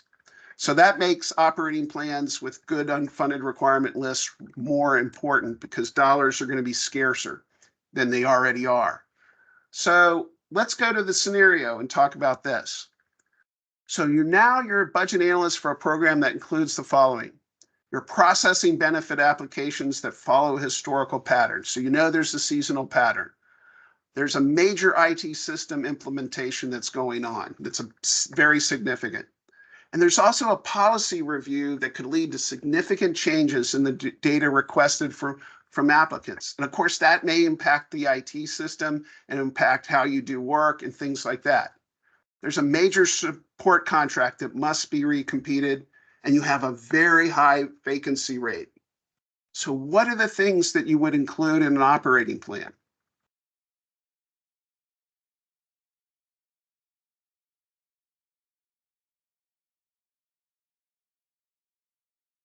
Any thoughts?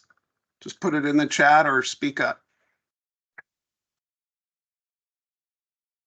I would definitely recommend for the operating plan to have that work breakdown structure, because then you will be able as an analyst to easily identify the major milestones, the schedule by which they were supposed to complete it versus they were actually completed or not, from a perspective of the commitments, obligations, expenditures, and deliverables.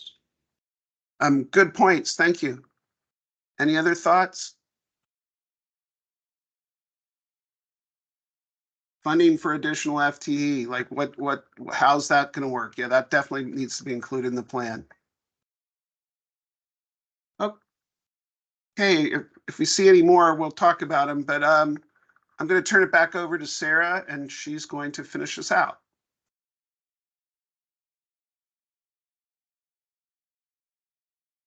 So, Andy, I think you still have some slides. Oh, I'm sorry. Next slide.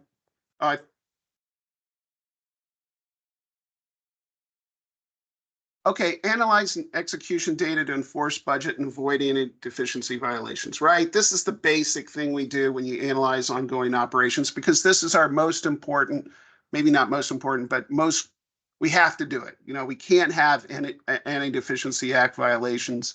And so we needed to identify spending that would cause year-end totals to exceed the budget without impairing performance and damaging the capabilities of the programming to deliver over the long haul. Now, this goes back in history to the concept of coercive deficiencies. And this is something that happened back in the 19th century, where it was actually the post office did a contract that spent all their money in the first 6 months of the year, right?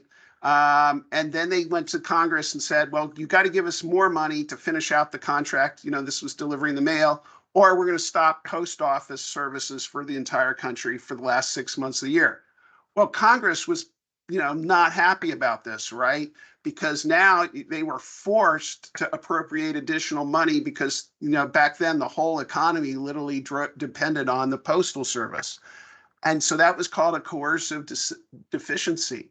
And that's why they passed the Anti-Deficiency Act that says that you as a government program have a responsibility that's reflected in the apportionments to build a plan to operate within your budget and achieve your mission for the entire year. So you can't go to Congress and say, hey, you didn't appropriate enough money and we're going to shut down critical programs, because you're supposed to have a plan to do that.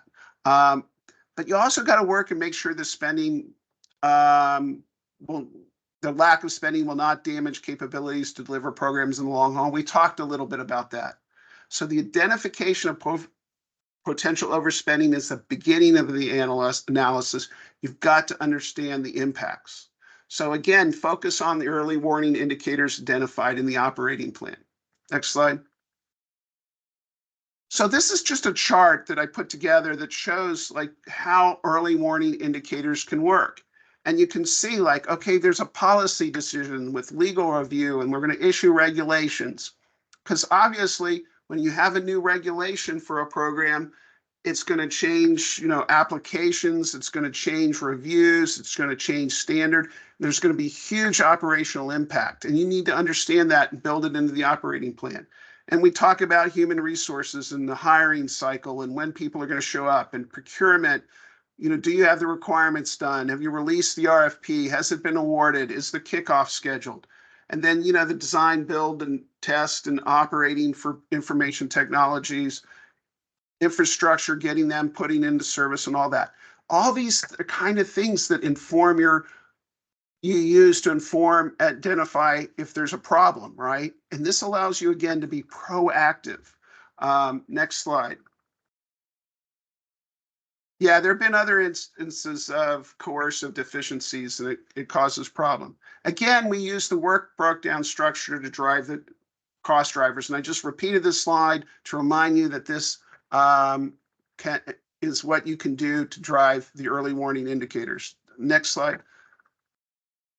I'm sorry, we repeated this. Next slide. Okay, and then we've talked about this earlier, the power of cross-functional analysis, right? And I gave the example of the team meeting that we had at the Department of Treasury. And I do think it's a good idea to have regular execution meetings that include players from basically all the support programs, because we have to work together as a team to make sure the program people have the things necessary to get the job done. And proactively review for critical support linkages, and I'd ask you to think about some examples here. Will the procurement actions be in place in time to start obligating the funds? Will hiring actions be initiated in time? And is the attrition rate for hiring proceeding within planning parameters? These are the kinds of things you want to look at. And I would love to hear from other examples if you have them. Yeah, the expected FTE hires, right? You build that into the budget. That's important. Into the operating plan, right? And that can be part of your planning. End of year deadlines for procurement, right? Because if the money isn't and that's a really key thing. Like, you need to know, when is procurement shutting down the obligations for new contracts? Because then know that you're essentially done, and you got to think about whether you can move the unobligated money to something else, which is hard to do if they've shut down contracting. And so you really want to think about that before start monitoring your procurement expenditures, or obligations, before you hit that deadline.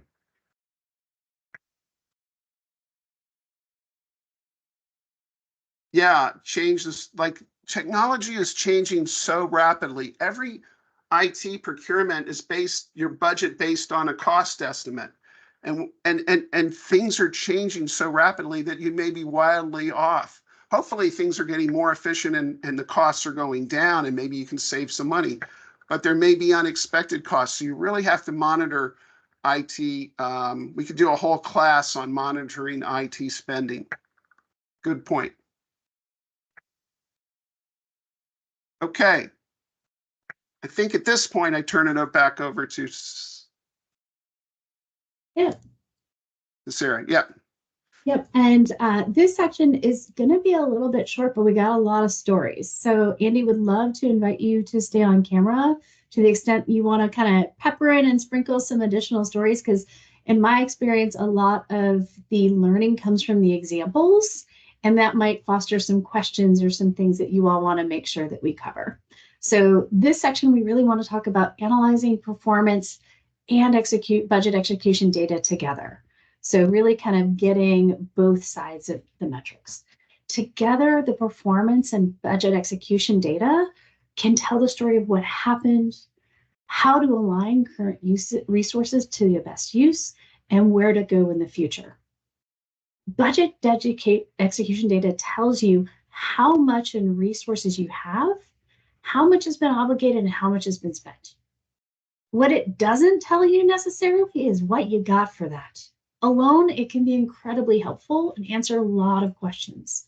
But together with the performance data, with your output metrics, with any outcome measures that may be associated, together with this data and the of budget and performance in evidence and evaluation to the extent you have it, it helps you understand what you got for those dollars or what you didn't get for those dollars.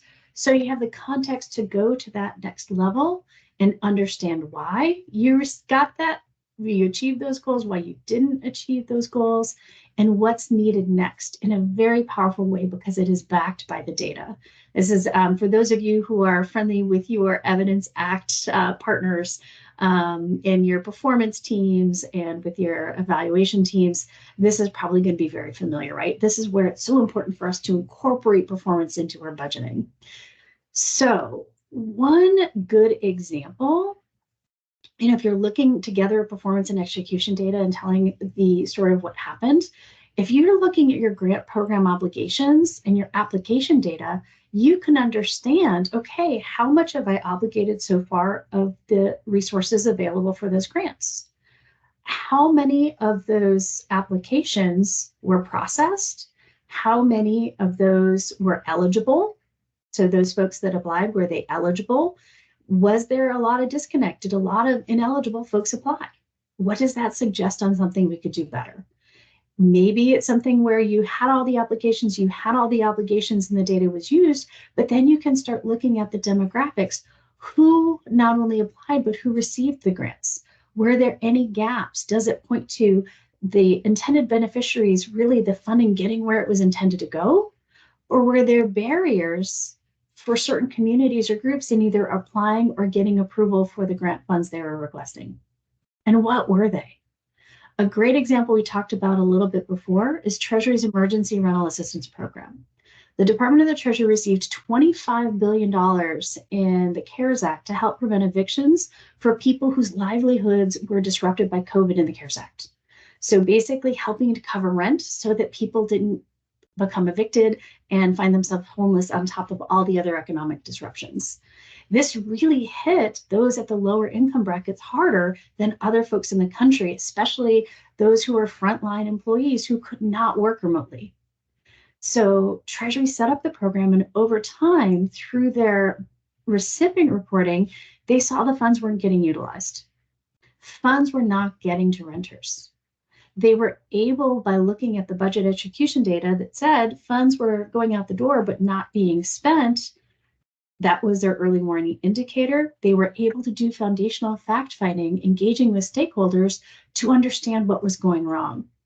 And making those changes in total, when they got the next 21 billion in ERA2 funding through the American Rescue Plan Act, they had a total of 46 billion to give to eligible renters. With those changes, they were able to get that funding out the door because they found, through looking at that theory of the theory of value, the logic model, what Andy is called as the production model, they were able to see that by their original thought was that they were going to be able to go to states and local governments and that they would have relationships with landlords to get the money out the door.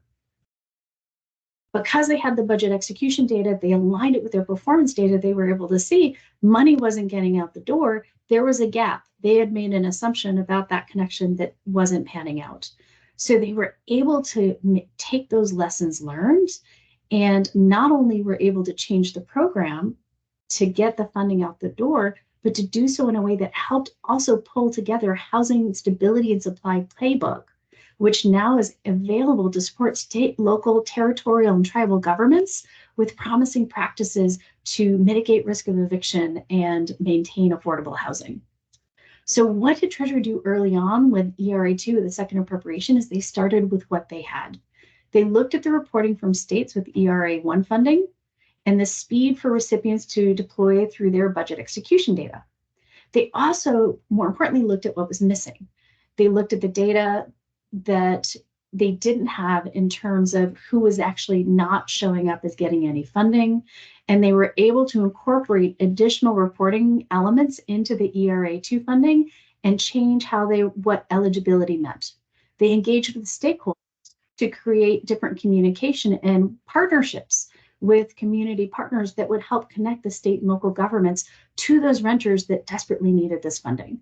By being intentional, prioritizing key data elements that were directly tied to their performance metrics and outcome targets, working together with their budget and with their program folks, they were able to change this flow and basically revolutionize the program.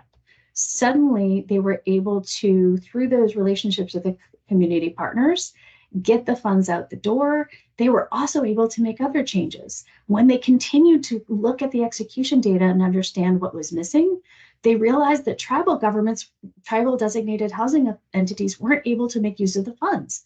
Well, what was wrong? Well, it turns out that the eligible uses for the original ERA were really focused on rent, which wasn't the big barrier for tribal residents that really needed help with utilities. So they were able to change the program again in a way that truly benefited and was able to push the funds out to the folks that needed them the most. So by having that budget execution analysis, they were able to say what happened. We didn't understand the connections between the landlords, the renters, and the state, local, tribal, and regional governments. They were able to understand what worked well and what didn't. They were then able to realign the resources to best use by saying, okay, here's how we're going to change the program, by identifying those barriers and gaps. And they were able to say, here's where we're going to go in the future by taking those lessons learned into a playbook. At the end of the day, ERA, through these structural changes they made 3 times over the course of pandemic, and with this infrastructure, we're able to achieve 82% of their funds going to very low income and low income households, folks that are 30 or 50% of area median income, and help 2.3 million unique households. So this is where performance and execution data together really is powerful in telling the story and giving tools to an agency to adapt, to make changes, and make the best use of those resources to achieve its mission. Okay.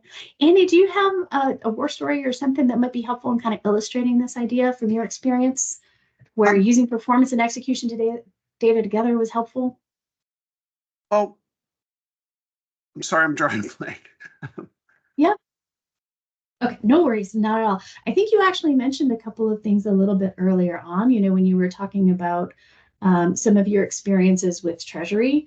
Granted, it's the same agency, but they were able to do this because they brought the cross-functional analysis together.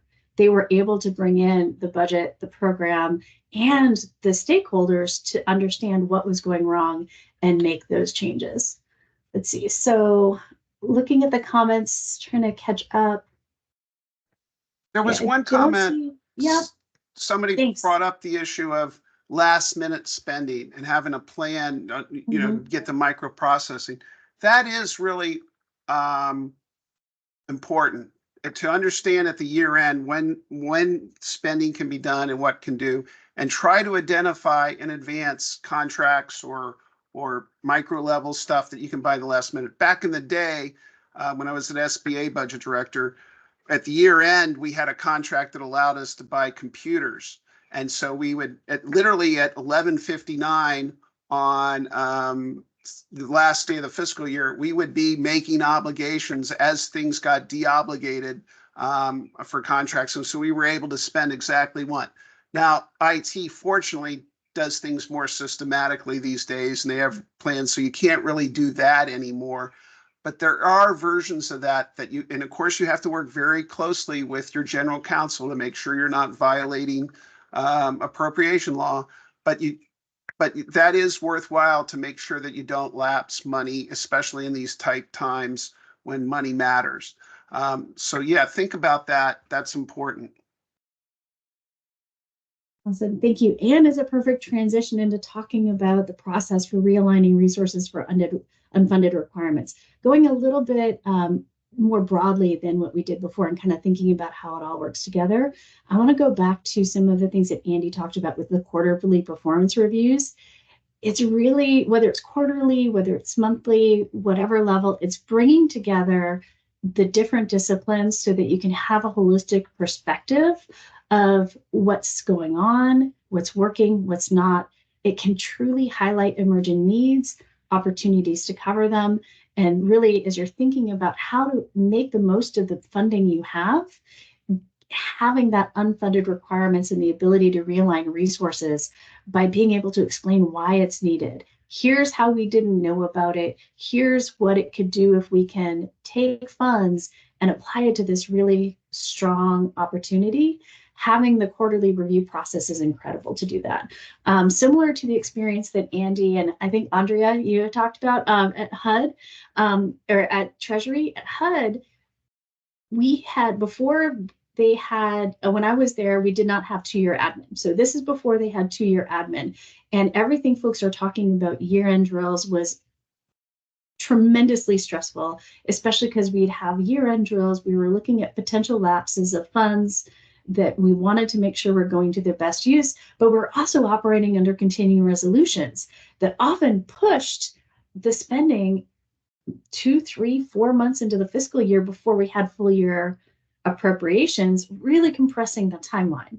And so being able to establish these budget execution drills as quarterly performance reports was a way we could do that cross-functional analysis and add understanding, communication, and intent. So while money didn't grow on trees, it helped us really make a fertile ground for making the best use of the money that we had.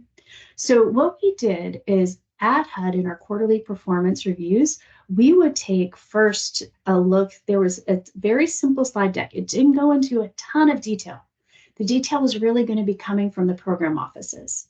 We had the central budget office. So my team worked together with program offices to pull together our budget execution report. We looked at how fast we were spending personnel services, how much we had spent on non-personnel services, with big breakouts, looking at procurement and IT as a separate subset for non-personnel services.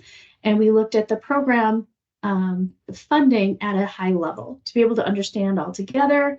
Here's what we're spending on salaries and expenses. Here's how the operations are going. And here's how it's feeding into the program mission. So that was really one slide. We could see pretty quickly how fast each program office was spending their available funding. And most importantly, on the next slide, we would talk about, okay, where are HR opportunities and challenges? So we would not just have the program office there talking about what they needed or what was going well, but we also had HR there. So Chico could hear firsthand from program offices what their needs were. So if we looked and we saw that personnel spending was relatively low, and the program office is concerned about it, Chico was right there to say, well, hey, here are things that we can do to work together to speed up hiring, or here are the things that we can do to work together to execute whatever it is that's getting in your way. Okay.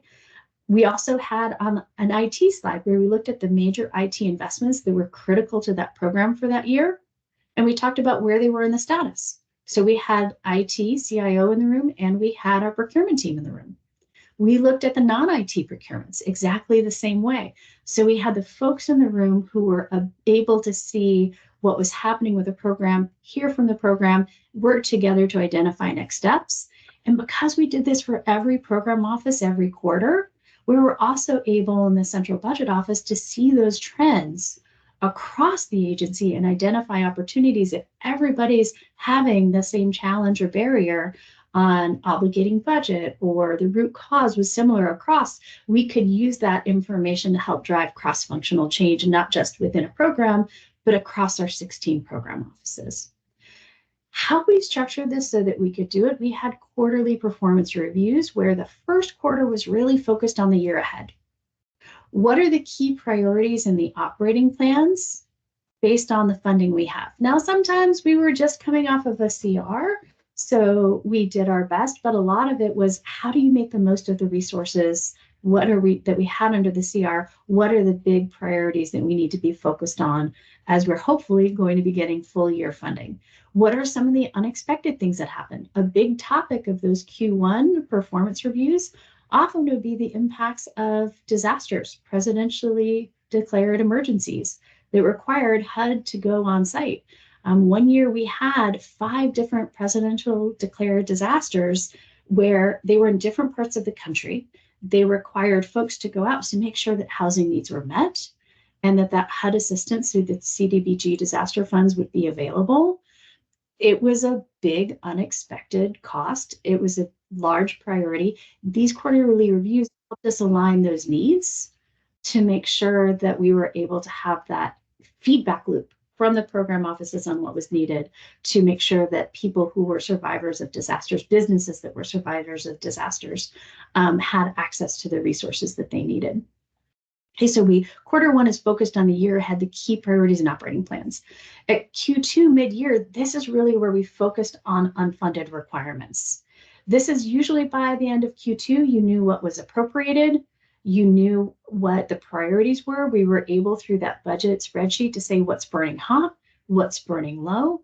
For example, if we had lower than expected personnel spending, we could raise the question through that quarterly program review. We could hear from program offices, what are some of the other high priorities to see if there might be opportunity to redirect that funding to advance the mission. So for example, if hiring is slow, are there some activities that we are not inherently governmental that perhaps we could do a contractor search to help cover some of those needs and meet priorities on time for service delivery? The key here is really being able to make sure we have that feedback loop. And by doing so, we could see across the agency, here's what the needs were. They were discussed and vetted. So our policy officials had the opportunity to say, here's what I think is most important. Here, given the very strict rules around HUD appropriations for salaries and expended, here's what it might be able to be used on. And we were able to have that strong unfunded requirements list, which we didn't send that up to the Hill, but we use that to say, are there opportunities for reprogramming? Are there opportunities without any need for additional approval to redirect funds to meet those critical needs? Or to scale improvements to improve programs where maybe a procurement, there's no way it was going to be able to be done before the next year. Maybe there was a protest. How could we redirect those funds to meet that program or those larger needs? These reviews also, being able to have them, you get the input from the program offices, you have that cross-functional view there so that HR, procurement, IT can help inform what's feasible. The decision has always got to be the policy officials, but having that holistic view is what really can drive a strong unfunded requirements list, help pull those priorities up to the top so that you have that at the ready when there, or if there is an opportunity. Best practice is always to maintain that risk-based, prioritized list of unfunded requirements, supported by a feasibility analysis and the impact of potential investments. You don't want to stop at, hey, I've got this really great idea. It's not funded, but it would do these great things. Yes, get the data, work with whoever's got the idea or has identified the need or the risk to say, well, what's the impact of not funding it? How much do you need? Is it staffing? Is it procurement? So that you can help them understand how feasible it is to be able to make that investment within the period of availability for the funds. And you can have that together with the other critical needs to take up to your policy official and have them prioritize, to be able to say, here's what's most important to me, but also understanding what's feasible and what's not, because you don't want to have something at the top of your unfunded requirements list that you're recommending that you just can't execute with the funds and the time you have. So maintaining and having that with fresh reviews is, I can't emphasize enough how important that is to strong budget execution. At the end of the day, you also have to make sure you're staying compliant, right? So you have to consider current law, your apportionments and allotments for those funds, any congressional requirements for reporting or reprogramming, or restrictions on the use of funds. But I can't stress enough, this is honestly one of the best tools to maintain. And it's not something that has to be just an annual list. Sometimes your unfunded requirements can be the best input into going to your strategy and planning for the next budget cycle, for changes to your program. I'm going to pause there. Andy, anything you'd like to add? Well, one thing about the unfunded requirement list is it can be a kind of living document, right? Because things get crossed off because the needs changed. And you can, in your quarterly or monthly review, end it with, here's the current unfunded list, boss. This is where we are. And then that will spur them because they may have new things that come up that you need to incorporate into the list. So, you can make that part of your briefing, your monthly briefing or quarterly briefing, whatever you do. Yep, that's a great point. And I see we've So- got a comment. Oh, Could I go back because someone Yeah. made a comment about program evaluations? And I just like to, that's one of the things that's frustrating because program evaluations are usually at the top of the cut list, right? Because they don't directly impact, current operations. So a lot of times we short shrift program evaluations, right? I think you've probably all seen that, right?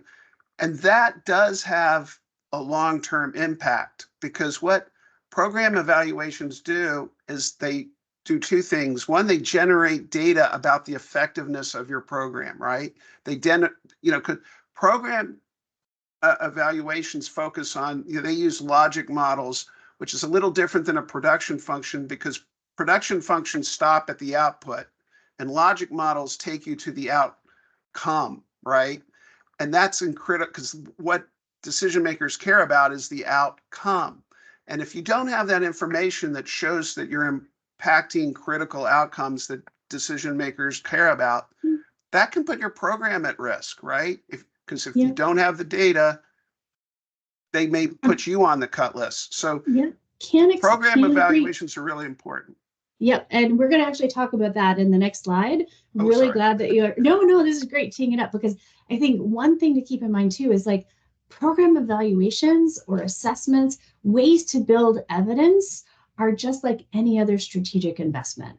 And so I think to Andy's point, it's often that they're at the top of the cut list, but by being able to say, here's what the investment will help me get the evidence that we need to be able to answer that question, evaluations and assessments can then become, great items for your unfunded requirements list. So even if they can't be captured there, you've got kind of that continuous, like one of my old bosses used to say, and I love this phrase, gentle pressure applied relentlessly.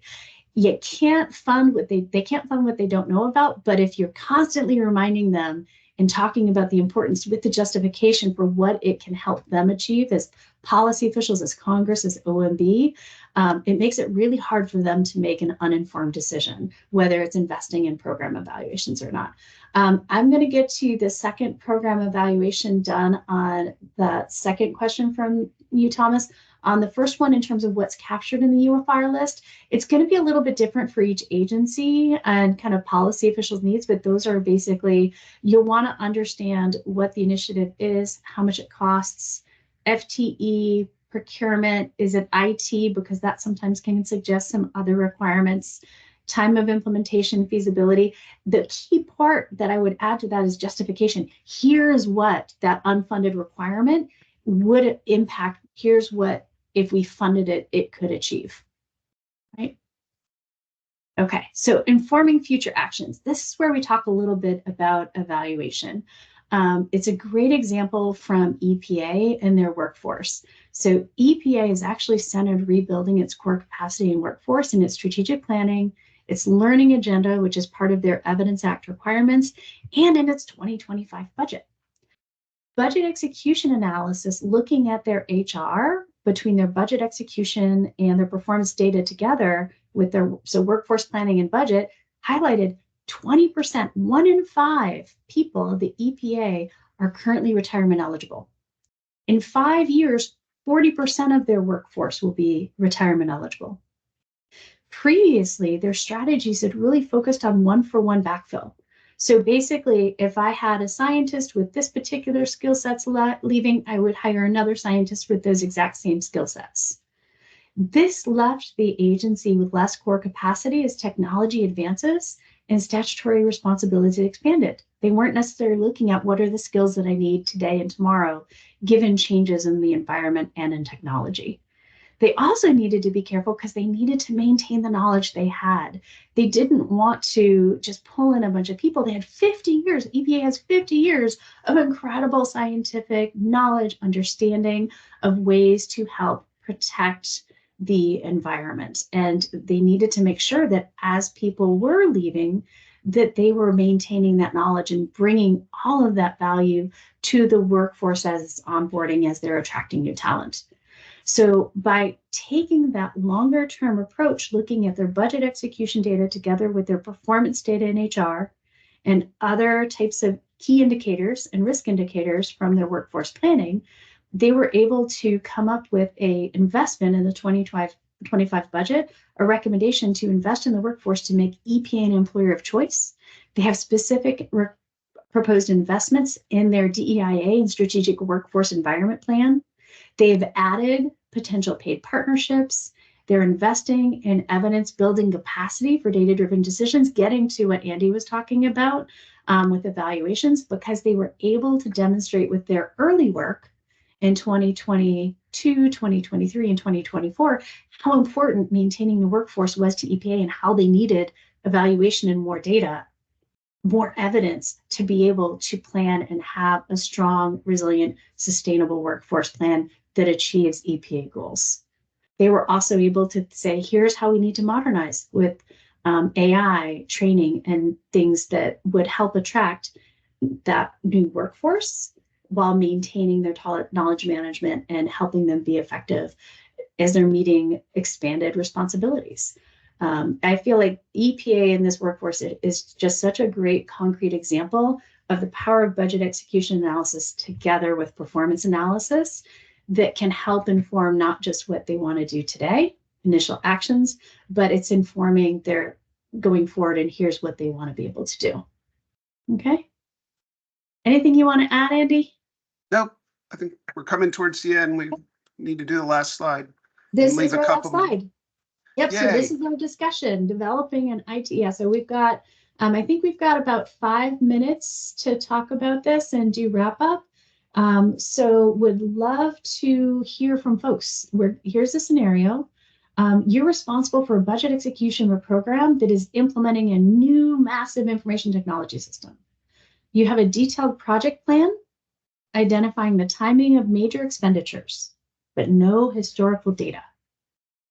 Based on the things that we've talked about with budget execution and analysis, what type of analysis do you think you'd use to develop an operating plan or identify opportunities for implementation? Help keeping this on track, informing policy officials what they need to know and be looking out for to make the best use of funds as they're implementing this new system.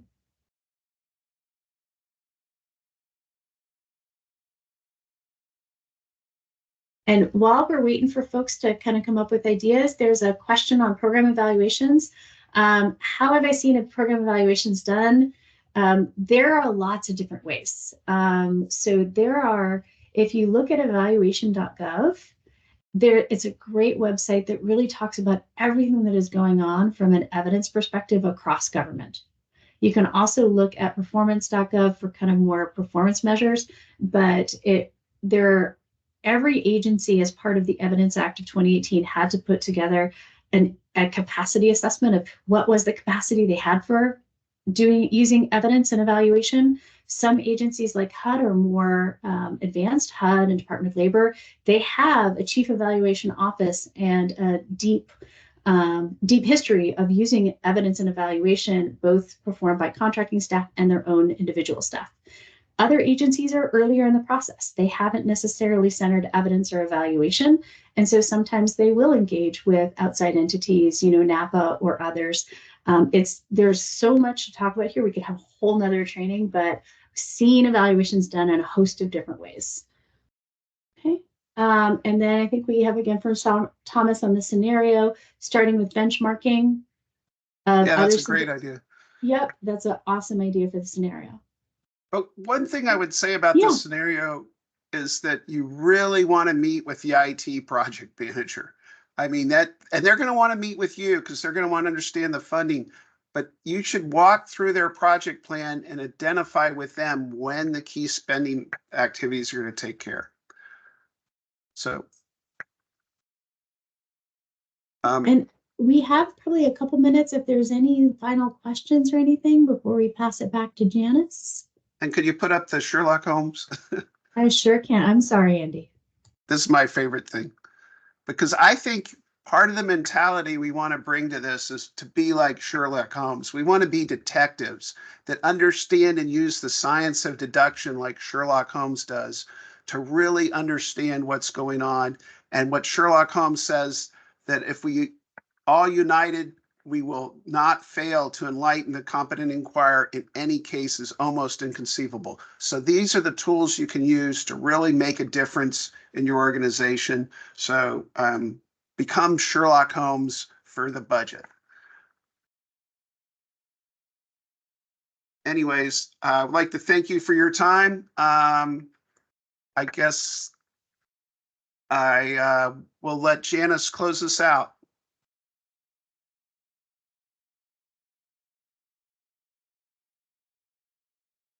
We want to say thank you to our presenters, Andy and Sarah. Thank you for speaking with us today. We want to say thank you to everyone for joining us for the Budget Line of Business Spring 2024 Virtual Forum. As a reminder, we will be sending out a post-session survey at the end of the day. We will be having another session at noon, and we hope you can join us for that. I've included it in the chat box for you. Thank you, and have a wonderful rest of your day.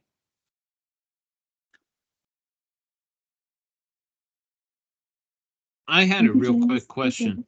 Oh, yeah. Sure. When have you guys either recommended or heavily insisted cutting a program